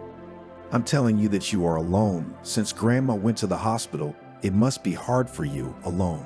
Anyway, by morning she was feeling better, and they called me again to say that they had never seen a patient recover so soon. They say that in such a manner, in a week she'll be home." "Oh, Grushenka, why have you turned so pale? You look as if you were undead." "Selena," the girl shook her head and turned away, jingling her keys to open her apartment door. "You can't talk at all. That's why they don't like you in the whole building." And she went in and slammed the door, extremely impolite, without even saying goodbye to her neighbor. Selena stood with her mouth hanging open. Julian had never let herself do anything like this before. "However," said the neighbor, and then, remembering that she had put the chicken on the boil for soup and left the fire on high, she yelped and ran back to her room. Her grandmother was indeed soon discharged home, and life in Juliana's small family quickly returned to normal. But then it became clear that something was changing. Juliana often thought about Alfred. They hadn't seen each other since they parted at the station. The boy said he would go on the next train, but for now he wanted to walk a little more and think about everything. Sometimes walking down the street, Juliana caught herself looking for him with her eyes. Why? She couldn't explain it to herself clearly, but she remembered what he had said at the station before the train started. He had said he was very sorry for her and apologized for the idiotic bet. "I thought I'd feel better if I got you. It's only made it worse." He didn't explain anything else. He just disappeared. Julian thought once about finding him herself. Just go to this house. Maybe he hadn't had time to move out of this family's apartment yet. But each time she restrained herself from such pointless foolishness. Then, as the train pulled away from Juliana, Alfred looked at her, and then, pulling the puppy gently by the leash, went for a walk. He really had a lot to think about. Time after time, he replayed the events of the previous evening. But until the moment when the strangers had broken into the house, when Juliana had yet to arrive, Alfred had been in a state of confusion. In his mind, he knew that he could triumph and get literally anything he wanted from her, but only his own recent impudence somehow began to seem an unworthy, dirty deed. And imagining what would happen when the girl crossed the threshold of the dacha, Alfred somehow could not could not in his fantasies to do anything indecent. The most he could imagine was a kiss. And this hesitancy, this stupid modesty, only irritated him more. Then he belatedly still thought about the fact that as promised then in the library can tomorrow, theoretically, treat kebabs, pork and carolinade is in the fridge. But nothing now for evening tea. Delicious. There is no such thing. It turned out quite nonsense. He invited the girl of his dreams, but he could not accept her. The dog pulled the leash sharply, thus pulling Alfred out of his thoughts. No, said the boy. There are geese grazing there. Let's not go hunting them. Let's go in the grass over there. You little dog. It'll be like a jungle for you. Let's play. But even while having fun with his pet, Alfred couldn't stop the flow of thoughts. Only now they took a different direction. He remembered suddenly how many times his father had grabbed him by the scruff of the neck and said that they were of the same breed and that Alfred was destined to be a thief, a bandit, and that at 6, at 8, at 10 he hated his father like that. He fought him off, shouted that he would never do such abominations as he did. Because of this, his father was furious and threatened that he would teach his son wisdom. And then growing up, Alfred began to realize that many people were not ready to listen to him about who he was in himself. It turned out that many people perceived him as the son of that thief Lawrence from so-and-so's house. Alfred faced the fact that children were forbidden to play with him. He was looked down upon in the local stores as if he were 12 years old and only thinking about stealing something. Mistrust, contempt. Alfred responded to all this at first with muffled resentment, and then came other feelings. Alfred became hostile to the world. He didn't want to be like his father, but he also realized that he was too often seen as a creature in Lawrence's shadow, as an extension of him. Alfred grew up a disobedient child. He realized early on that it was not necessary to ask about his mother. He had enough of one frank conversation with his father, who said that she left him for a new family in which the husband is also right and even rich, in which other, normal children have already been born. Alfred, it was enough to realize that it turns out that the mother as if there is no, as if he is an orphan half with a living parent. And then it happened so that Alfred found understanding in the company of guys who were considered the main bullies in the neighborhood. They somehow got together. He was attracted by the fact that these guys do not suspect him of any evil, do not persecute. Yes, they were not the ideal of virtue, real hooligans, but society with them beckoned so that he had no strength to resist. Alfred, however, kept a little to himself, and in many of their scandalous antics did not participate. He was 16 when the leader of the gang said that they didn't need a man who wasn't ready to be on the same page with them. Alfred got sidetracked. Except the rumors about what a scumbag he was didn't go away. They grew like weeds, and now he could not and did not want to fight them. In fact, he decided that it was probably even better. They would be more afraid, so they would be less offended. And for a while it seemed that it was normal to exist like that. But now Alfred wasn't so sure. He was sick to think that he had no other way but to follow the stereotypes that surrounded him. It was impossibly strange, but it was since he'd begun to get closer to Julianne that he'd been having those thoughts more often. And after the events of that night, Alfred suddenly realized clearly that he could really make his life anything he wanted it to be. He just had to make up his mind and change everything quickly, finally. Despite the fact that the final exams were approaching and free time was reduced to 0, Julianne found an opportunity to work part-time on Sundays. It was a simple job handing out flyers to passersby on the street and paid very little, but it was the very first money earned in the life of a young girl. After calculating the income for 2 weekends, Julianne made a difficult decision. How scary it was! But it was too late to retreat. It seemed to her that forward to the fulfillment of her plans, she was drawn by some unknown force, which is simply impossible to resist. First, Juliana went to the confectionery and chose a cake very small, half a kilo. But as assured her saleswoman at home, delicious, it was honey cake with a layer of black currants. And then she walked into the mall, into a familiar clothing store. Julianne's heart raced as she stopped at the racks, above which plastic letters that folded into the word DISGRACE hung invitingly. "Can I get you anything?" Julianne shuddered as the young woman approached her. It was the same slightly familiar Caroline. For the first time in her life, Julianne felt so keenly that she looked wonderful in the old-fashioned chintz dress below the knee, and she felt like a scarecrow. "I'd like to try this on," she said, and pulled the shoulders of the dress. It was a smoky gray knee-high dress made of knitted fabric with a couple of pockets in the front. Juliana chose it because it cost 499 rubles, and she had exactly 500 left after buying the cake. The consultant looked at the dress that the unusual client was wearing, then at the dress on the shoulder pads. "I'm sorry, but may I offer some advice?" She smiled shyly. "These are leftovers from the last collection."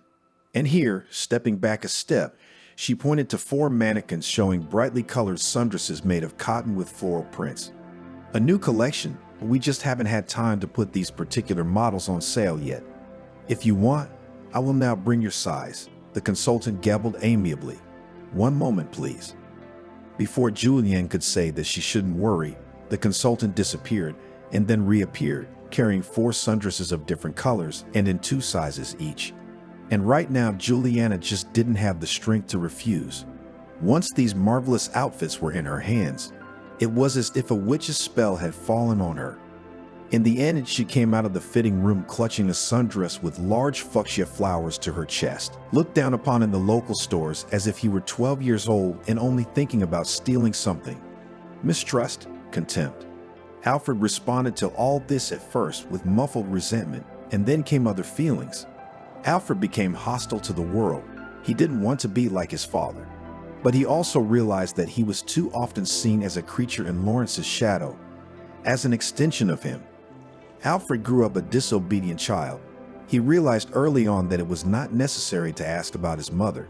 He had enough of one frank conversation with his father, who said that she left him for a new family, in which the husband is also right and even rich, in which other normal children have already been born. Alfred, it was enough to realize that it turns out that the mother, as if he is an orphan half with a living parent. And then it happened so that Alfred found understanding in the company of guys who were considered the main bullies in the neighborhood. They somehow got together. He was attracted by the fact that these guys do not suspect him of any evil, do not persecute.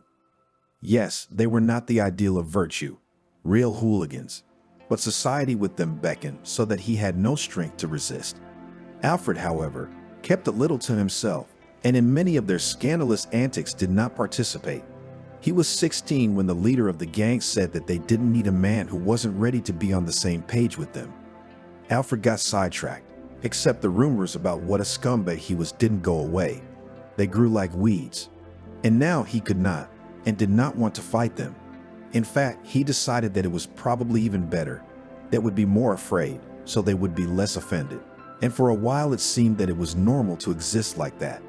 But now Alfred wasn't so sure. He was sick to think that he had no other way but to follow the stereotypes that surrounded him. It was impossibly strange, but it was since he begun to get closer to Julianne that he'd been having those thoughts more often.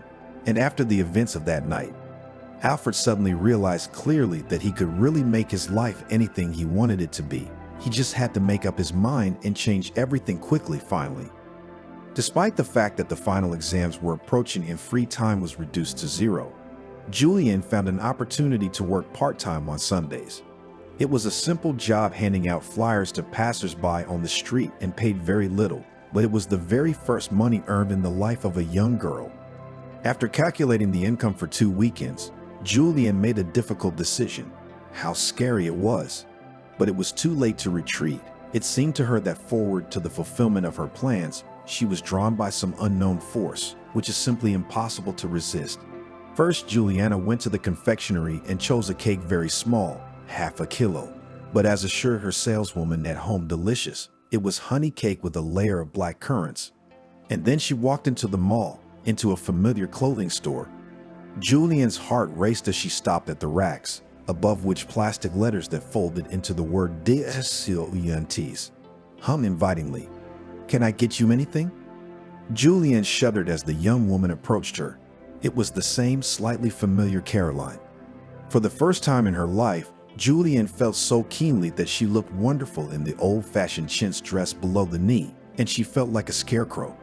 "I'd like to try this on," she said, and pulled the shoulders of the dress. It was a smoky gray knee-high dress made of knitted fabric with a couple of pockets in the front. Juliana chose it because it cost 499 rubles, and she had exactly 500 left after buying the cake. The consultant looked at the dress that the unusual client was wearing, then at the dress on the shoulder pads. "I'm sorry, but may I offer some advice?" She smiled shyly. "These are leftovers from the last collection." And here, stepping back a step, she pointed to 4 mannequins showing brightly colored sundresses made of cotton with floral prints. "A new collection, but we just haven't had time to put these particular models on sale yet. If you want, I will now bring your size." The consultant gabbled amiably. "One moment, please." Before Julianne could say that she shouldn't worry, the consultant disappeared and then reappeared, carrying 4 sundresses of different colors and in 2 sizes each. And right now, Juliana just didn't have the strength to refuse. Once these marvelous outfits were in her hands, it was as if a witch's spell had fallen on her. In the end, she came out of the fitting room clutching a sundress with large fuchsia flowers to her chest. "It's a great choice. It suits you very well," continued Caroline, who immediately escorted the happy-looking customer to the checkout and there, having sent her partner to the back of the hall to fix her clothes, which had been tumbled around all day. She herself began to calculate the price. "Thank you for helping me choose," Juliana smiled, her cheeks burned with a feverish blush. "Thank you, Caroline. Always happy to help update the image," smiled the one in return. Julian didn't know that Caroline had already looked at her before approaching her and realized from the fact that she had counted the bills several times that the budget for the outfit was very small. Juliana didn't know that the sundress she had chosen actually cost 2,500 with all the discounts. "So you owed exactly 500, the counselor said with a nonchalant look. Julian was already holding out the money, but her eyes fell on the cash register display, where the real price was displayed, and Caroline had hoped the girl wouldn't notice it. But Julian stammered and looked incomprehensible. "That's the old price. The system malfunctioned." Caroline quickly found it. "That'll be 500 rubles. And seeing that the girl was procrastinating, Caroline herself took the bill from her hands and also slid a rustling bag of clothes toward her across the counter. "Take it, please. And thank you for buying." They exchanged glances, and it was so quick, so piercing, so clear. Julian clutched the package to her as if she couldn't believe in its tangible reality. "Thank you," and she walked out of the store. Before the girl, who was acting as a cashier in the store that day, returned to her seat, Caroline had managed to take out of her pocket a purse that she simply did not risk to leave in the changing room of the shopping center for the staff, and put into the cash register the missing 2,000 for the sold sundress. If in those moments there was someone who would have asked her about the reason for such an act, she would not have been able to clearly answer what moved her, but certainly not ordinary pity. It was just, she decided that it was the right thing to do. It was not the first time Caroline had seen Julian in this store or in the city. They lived on the same street, and even their houses were close window to window. Caroline was not a gossip, but if you did not live a reclusive life, you would learn about many of your neighbors, and especially about those about whom people said that they were strange. This is how Caroline came to know Grandma Leslie and her child from afar through hearsay. Caroline herself had been raised in a single-parent family by her grandparents. True, not because of orphanhood, just parents were constantly on business trips, then in tourist trips, in general lived their own, some separate from the native child, a rich life. But Caroline's grandparents were quite modern people, and so for her, Juliana's upbringing seemed wild, but there was nothing to be done. Caroline had long been married for 10 years. It was quite a happy union, and in principle, her husband's income would allow her to exist as a housewife. But when her son Victor went to the first grade, Caroline decided that enough of her reclusiveness and got a job in this shopping center, especially since she had always wanted the job to have something to do with clothes. Perhaps Caroline sometimes thought it was somehow passed on from her grandmother, who had worked as a dressmaker for almost 40 years. It was here, in the clothing store, and Caroline had a chance to get to know Julian and her grandmother better. And the visits of an old woman and a teenage girl, who then turned into a young and beautiful girl. The whole store, as they say, was painful to watch, because Leslie, in her characteristic manner, was always reprimanding her granddaughter. Don't touch it, you'll tear it. No, you're not wearing that shit. No way. It's not for you. Put it back. Don't cry. I spend the money. I decide what you wear. These were the phrases that accompanied their trips to the store for a down jacket, demi-jacket, and other outerwear. A miserable child, another saleswoman once expressed a similar opinion to Carolina's. What will she grow up to be, with a grandmother like that? Caroline shook her head. She didn't know what to say, and she felt guilty for some reason. It seemed that it was impossible to watch her grandmother raising her granddaughter indifferently all these years, keeping her swaddled in a cocoon of strange frightening, giving off a slight madness of care. That's why Caroline had done that with the sundress. She suddenly realized that it seemed that something special had happened in Juliana's life. Something immeasurably important that moved her to finally break that cocoon. "Grandma," Julianne said, "let's have some tea." When she returned home, the girl hastily stashed her new clothes in her room and went to the kitchen. She put the kettle on, put out the tea pairs from the special ceremonial set, which, according to the established rules, appear on the table only on holidays. And on the calendar, a magnetic bright square marked the most ordinary Sunday. "What's this?" The old woman frowned. "When did you bake this?" "I didn't bake, Grandma." Julian smiled and pushed her chair over. "Hi, Grandma. Don't be angry, okay? I decided not to go for a walk this weekend, not to the theater, not to go to exhibitions, not to the library, but to work a little."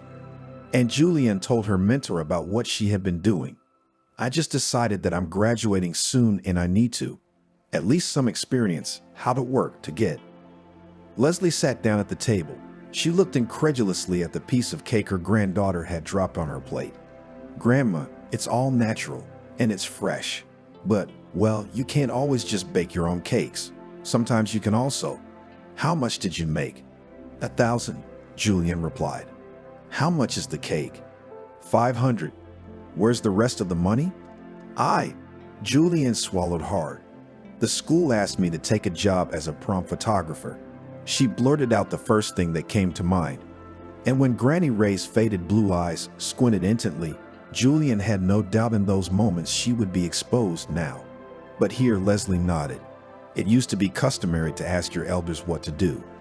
"Well, come on. What can I take from you? You foolish girl. And after school, no job. You'll go to school." The old woman finally broke off a piece of cake with a dessert spoon. She brought it to her mouth. The granddaughter held her breath. "That'll do," Leslie said, and didn't say another word during the tea.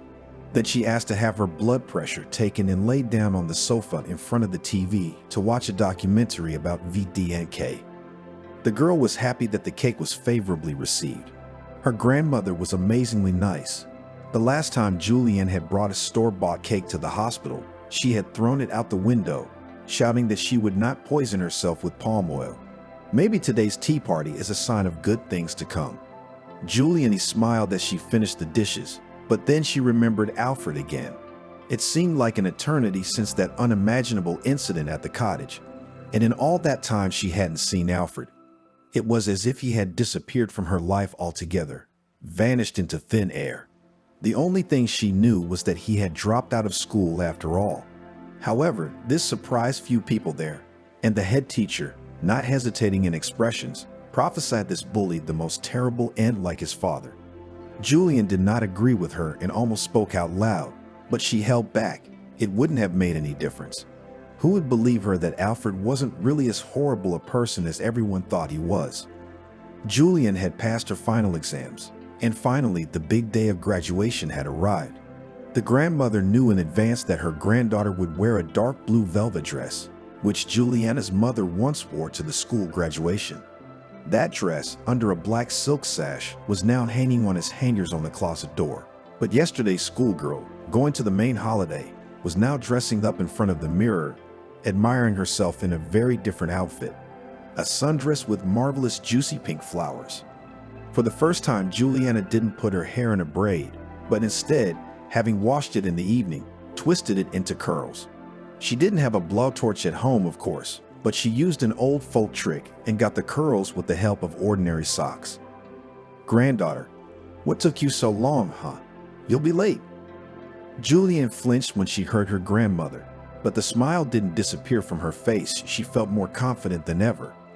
After another glance at herself in the mirror, she walked resolutely to the door. Leslie staggered backwards, and if she hadn't taken her heart pills that morning, she might have had a second heart attack. Because the granddaughter, what a sight she appeared, as if Grushenka wasn't even her own. "Grandma, I love you very much." The girl intercepted the old woman's hands, gently squeezed the wrinkled hands with her cold fingers. "But in that dress, my mother's dress, I won't go. I bought it for my paycheck. I can't live like this anymore, Grandma. It's not right." And so they stood opposite each other, the old generation and the young, the people most dear to each other. The closest people who sometimes could almost read each other's minds, and at the same time very different, belonging to different worlds. But then Leslie as if died. Her lips and chin trembled, her eyes darkened. She took her hands away and sighed deeply, full-breasted, exhaled through her teeth. Julian put her hands behind her back and lowered her eyes. "I won't be long, Grandma. I'll just get my diploma, take a picture with the kids in the park, and go home, Grandma." She took a time and stepped toward the door. "I'll go, okay?" "Go," said Leslie, suddenly calm. "And don't be in a hurry. It's such a young thing. Stop." She stopped when the girl opened the door to the landing. Leslie opened the soap box. It was an old ceramic box with roses on the lid.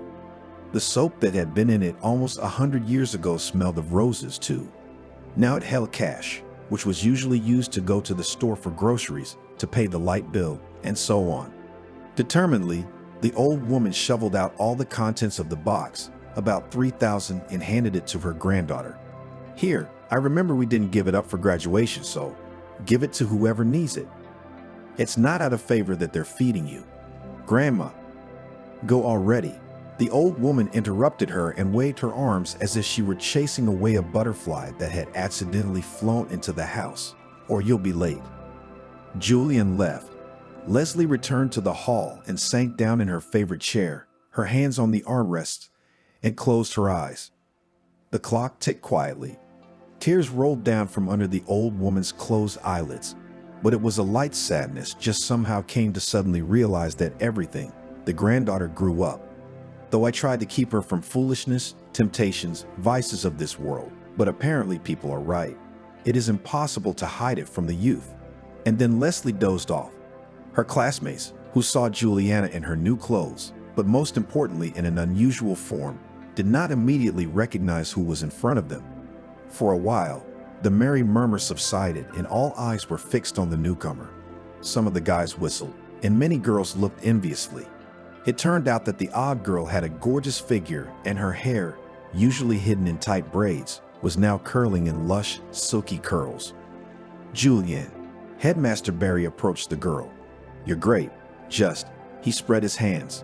"I wouldn't be lying if I said I've never seen a more beautiful senior in my life." Much later, looking back on this day, Juliana understood that his bright events merged in the end into one long action, like multicolored glasses of a kaleidoscope are put together in one pattern. But this applied to the day exactly until the moment when, after a walk in the park, sitting in a cafe and general photographing, she was suddenly called by a familiar voice.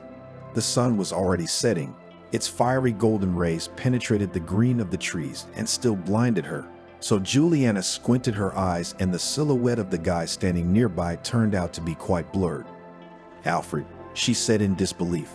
The other seniors didn't even notice her slipping away, their first impressions having dissipated, and they were more interested in each other's company, leaving the strange-looking roommate to her own devices, as in previous years. Alfred stood at the entrance to the park. Alfred was standing at the entrance to the park, again in tattered jeans, but his jacket was a new brownish-red one that fit. "Congratulations," he said and smiled. "You dropped out of school after all," she said reproachfully. But that wasn't what she'd meant to say when she was almost running toward him. "I've been busy, selling the apartment and the cottage." He glanced down and back, smirking. "And you're a pretty girl, it turns out. Okay, I won't distract you." I nodded at the group of school children in the distance. "I'm not with them," Julian replied. "I guess I don't fit in with society after all." "You don't need that," Alfred said. "You'll find other people you'll be comfortable with." It was a strange word and phrase for him in general. Julian squinted her eyes. So you decided to leave after all. I need to find my place somewhere. Okay. He was obviously going to say something else, but he stifled himself and took a step back.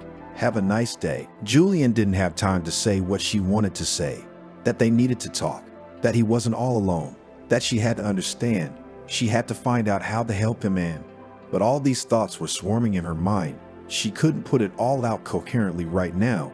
She could only stare at him. How she needed him to take a tiny step toward her. Just the tiniest bit. But he sent her a freezing stare instead. His face contorted hard, and he turned and simply ran. And at the same time, it seemed that he was not just rushing to the bus. He was running away from her and from the conversation that could take place between them. The figures of swans surrounded by live snow-white hyacinths with flecks of candy-pink eustoma were beautiful. And if the organizer of this wedding celebration was asked to name the most successful element of the banquet hall decoration, she would have pointed to these ice sculptures. Rhythmically tapping a mini pen on the page of the notebook, the entries in which were so small and abbreviated that only their creator could decipher it, the girl looked at her creation. Splendid. Thanks to this order, she would finally close the mortgage for the apartment, and after it, perhaps she could treat herself to a vacation, which she hadn't been on for the past 2 years. With a satisfied sigh and a nod to her own thoughts, Julian returned the writing utensils to the pocket of the immaculately tailored smoky gray jacket that went with the pencil skirt and silk blouse in a soft lavender shade. Stylish, but not overly dressy, because she, after all, is a responsible person here and in no way should not compete with the bride or even the guests. "Guys, this way," came a voice from behind us as the doors opened. Julian rounded her eyes as some workers with a stepladder and some other guy in a black suit entered the room. Over there, the guy stretched out, pointing his hand at the wall. More precisely, on that part of it, which was located behind the seats for the young and was generously draped with silk and brocade, the folds of which were supported by golden figures of cupids. "Hey, what are you doing?" The girl stomped indignantly toward the intruders. "Don't you dare touch anything." The workers stopped and turned to the supervisors and the supervisors to her. "Security," the tall brunette threw and stuck his thumbs behind the belt of his pants and smirked. "That came out extremely cheeky. We are working. Please do not interfere. Stay out of it." Julian burst out indignantly. "Do you know how long we've been laying this up? What do you think you're doing here? Why didn't I do anything?" And then she stopped talking because the young man's face seemed familiar. Alfred? Apparently, mutual recognition came to them synchronously. "Julian," he said, "what are you doing here?" "A wedding," she replied simply and quite matter-of-factly. "What are you doing here?" "Working too," he replied. "So what should we do?" one of the workers asked. "Wait a minute." Alfred waved him away and focused his attention back on the young woman in front of him. He remembered her. All those years he'd been picking up the pieces of his life. And she remembered him, too often than she would have liked, much more often than she should have remembered a guy she knew from school, not even a classmate, whose close acquaintance had taken place under not the most romantic circumstances. But that was the past, and now they exchanged a few more phrases, and it turned out that Alfred is the head of security of the father of the bride, Bruce, a complicated man, a businessman, and even an oligarch. Alfred had spent almost all these years in other lands and then, having built up a solid reputation in the security field, decided to return to the city, which he still considered the most native place. And it was here that he eventually found his best job. "I never would have guessed," Julian said frankly, when Alfred informed her what he was doing. "Of course, with my pedigree and track record," he replied, and it was not clear whether he was really offended or was being kindly ironic about himself. "I'm sorry, I didn't mean to." Julian was immediately taken aback. It was normal, so familiar, as if all those years apart hadn't happened. Alfred grinned. "And you create all this?" He circled the surrounding space with his hand.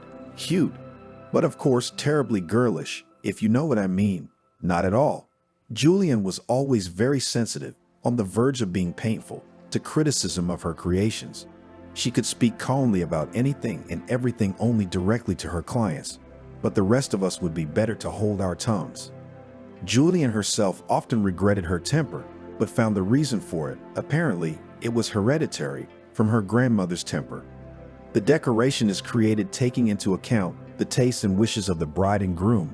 Our agency is focused on the current global trends in wedding fashion, said the girl. Wait a minute, bowed Alfred's head. Ours. Are you married and doing business with your husband? Do you think that's the only way to do it? Julian frowned again.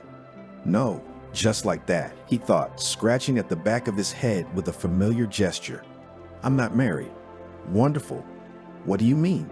Oh, never mind. So you started an agency with someone and you do weddings? Mostly them. But we also do wedding anniversaries, engagement parties. Do you celebrate divorces?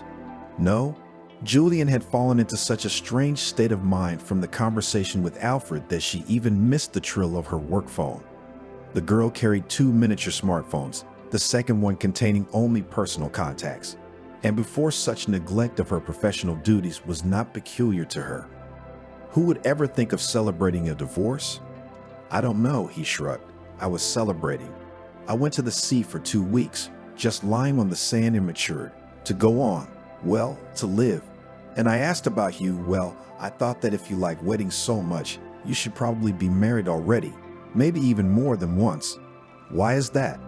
To the first impressions of delight, surprise, and even heart palpitations, a familiar irritation began to set in. It's just déjà vu. So it is a wedding. How many different weddings can be played, having the opportunity and imagination. Alfred spoke absolutely serious tone, but his eyes laughed. I'm not married. I haven't been yet, Julian replied, nervously fixing her already perfect hair, which was now a bob. So what do you mean to do here? The cameras have lost the image of the auditorium. You must have covered it up with your fancy trinkets. So put the cameras somewhere else. It's got the perfect viewing angle. It's not my problem. The design has already been thought out, and it is impossible to change it. Who cares where the bows are? This is about safety. What? Are you afraid the bride will be stolen? Don't worry, it's not in the script. I don't know. Alfred was suddenly close, just dangerously close, literally hovering over her with his whole weight. Julian thought, inappropriately, that he'd gotten noticeably bigger or broader in the shoulders. It's been 10 years, Alfred said. You haven't changed at all. But very much so, the girl felt awkward, and for some reason she was sure that the traitorous blush was well visible, despite the foundation, blush and powder. So what to do? Couldn't stand it. One of the workers, who had a bunch of other things planned for the day. Julian and Alfred backed away, just bounced away from each other like a flock of birds scattering.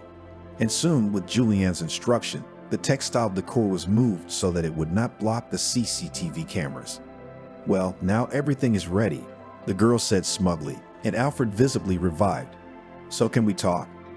Julian wanted to say that she was terribly busy, but that wouldn't be true. And besides, she wanted to talk to the man who had made her heart beat so strangely often all these years. There were still a few hours before the wedding reception at the bride's father's mansion, and Alfred and Julian had agreed to sit on the back porch for a while. It was the quietest place right now. They sat down directly on the steps. In front of them stretched out as if wild, but in fact skillfully cultivated garden in the English style. Juliana told about how after 2 courses at the university to study philology, she realized that it was absolutely not her business and dropped out, deciding to take a big risk just to make a living for a while, as it turns out, and in parallel to look for themselves. In the end, it turned out that she liked to create holidays, and 5 years ago she and Caroline created a small agency, which by now has become one of the leading in the city. Caroline. Alfred was surprised. The one whose husband is an electrician. They also have Victor's son. I remember her. She always treated me differently, he added and averted his eyes. Not like the others. I know, Julian nodded. She and I were talking about you the other day, and she told me all about it, that you weren't a monster at all. And when again, did you think I was a monster? He squinted his eyes as if with resentment. When you invited me to the cottage, I swear, Julian smiled. It was the most nightmarish date of my life. And mine. I'd give anything to have it any other way. And anyway, what an idiot I was. I should have just asked her out in a normal way to a movie, for example. I shouldn't have been afraid that you'd say no. Understandably, the girl nervously tucked a strand of hair behind her ear. The conversation somehow suddenly turned into a direction that was not the most convenient for free conversation. "How's Grandma?" asked Alfred. "She's fine. I'm amazed at her age, and she's still going strong. Her health, of course, sometimes fails her. But in terms of fortitude, she's enough for 10 people. You know, I've only recently been able to understand her. It seemed to me then, when I had just finished school, that I had escaped from a nightmare. And then, I was able to realize that she just loved me very much and thought to protect me that way. I talked to the doctor. My grandmother is seeing a psychologist," Julian explained, "and she agreed to go to him to find out why she was having bad dreams. And then he got her talking, and then it's easier for us to live together. Anyway, the psychologist doesn't want to scare her, but he said it's like she had an obsession. Good thing she stopped in time. You know, sometimes I feel so guilty for leaving Grandma alone for so long. But I got her a nurse. She's a very decent woman. She takes good care of her. And now she doesn't need anything." The girl smoothed her skirt on her knees, looked at Alfred carefully, catching his gaze. "How long have you been divorced?" "Last year. I told you we didn't see eye to eye. I guess I'm just not a good person. Somehow I thought you changed since then, and not for the worse. So I don't think you're a bad person." "Alfred, what about your mother?" she said carefully. "Do you know what's wrong with her? I mean, have you ever thought about?" "I found her," Alfred answered, and it seemed that he was ready to answer frankly to this question, but only wanted to get off as soon as possible. "We talked. Calmly, peacefully. She apologized and told me not to come back. She really has a whole other life. There's no place for me there, but I forgave her. That's it." Julian was silent. They just sat side by side and watched the wind move the tall, lush grasses and the flowers among them. "I've forgotten," Julian exclaimed. "Master, 10 years is a long time for a dog, but he's fine." Alfred grinned. "He lives here with me. He's in the enclosure now. Do you want to say hello?" He stood up and offered his hand to the girl. "I do." She rose, accepting the outstretched palm. "Do you want to bet?" Alfred rounded his eyes. He hadn't expected this at all. "Conditions? The master will recognize me immediately, and then you'll give me a personal tour of the place. Tell me what the security service does. I only know from movies you walk around and talk to someone on the radio all the time, right?" "Almost," Alfred replied. "And if you lose? Then you can take a chance and ask me out." The young man grinned. It was a very tempting offer, and whatever the outcome of the bet, he somehow had no doubt that the date would happen, and it would be very easy to turn the excursion into one. And Alfred also thought that perhaps now he had to become a really good guy. It was necessary to become a good husband for Julianne.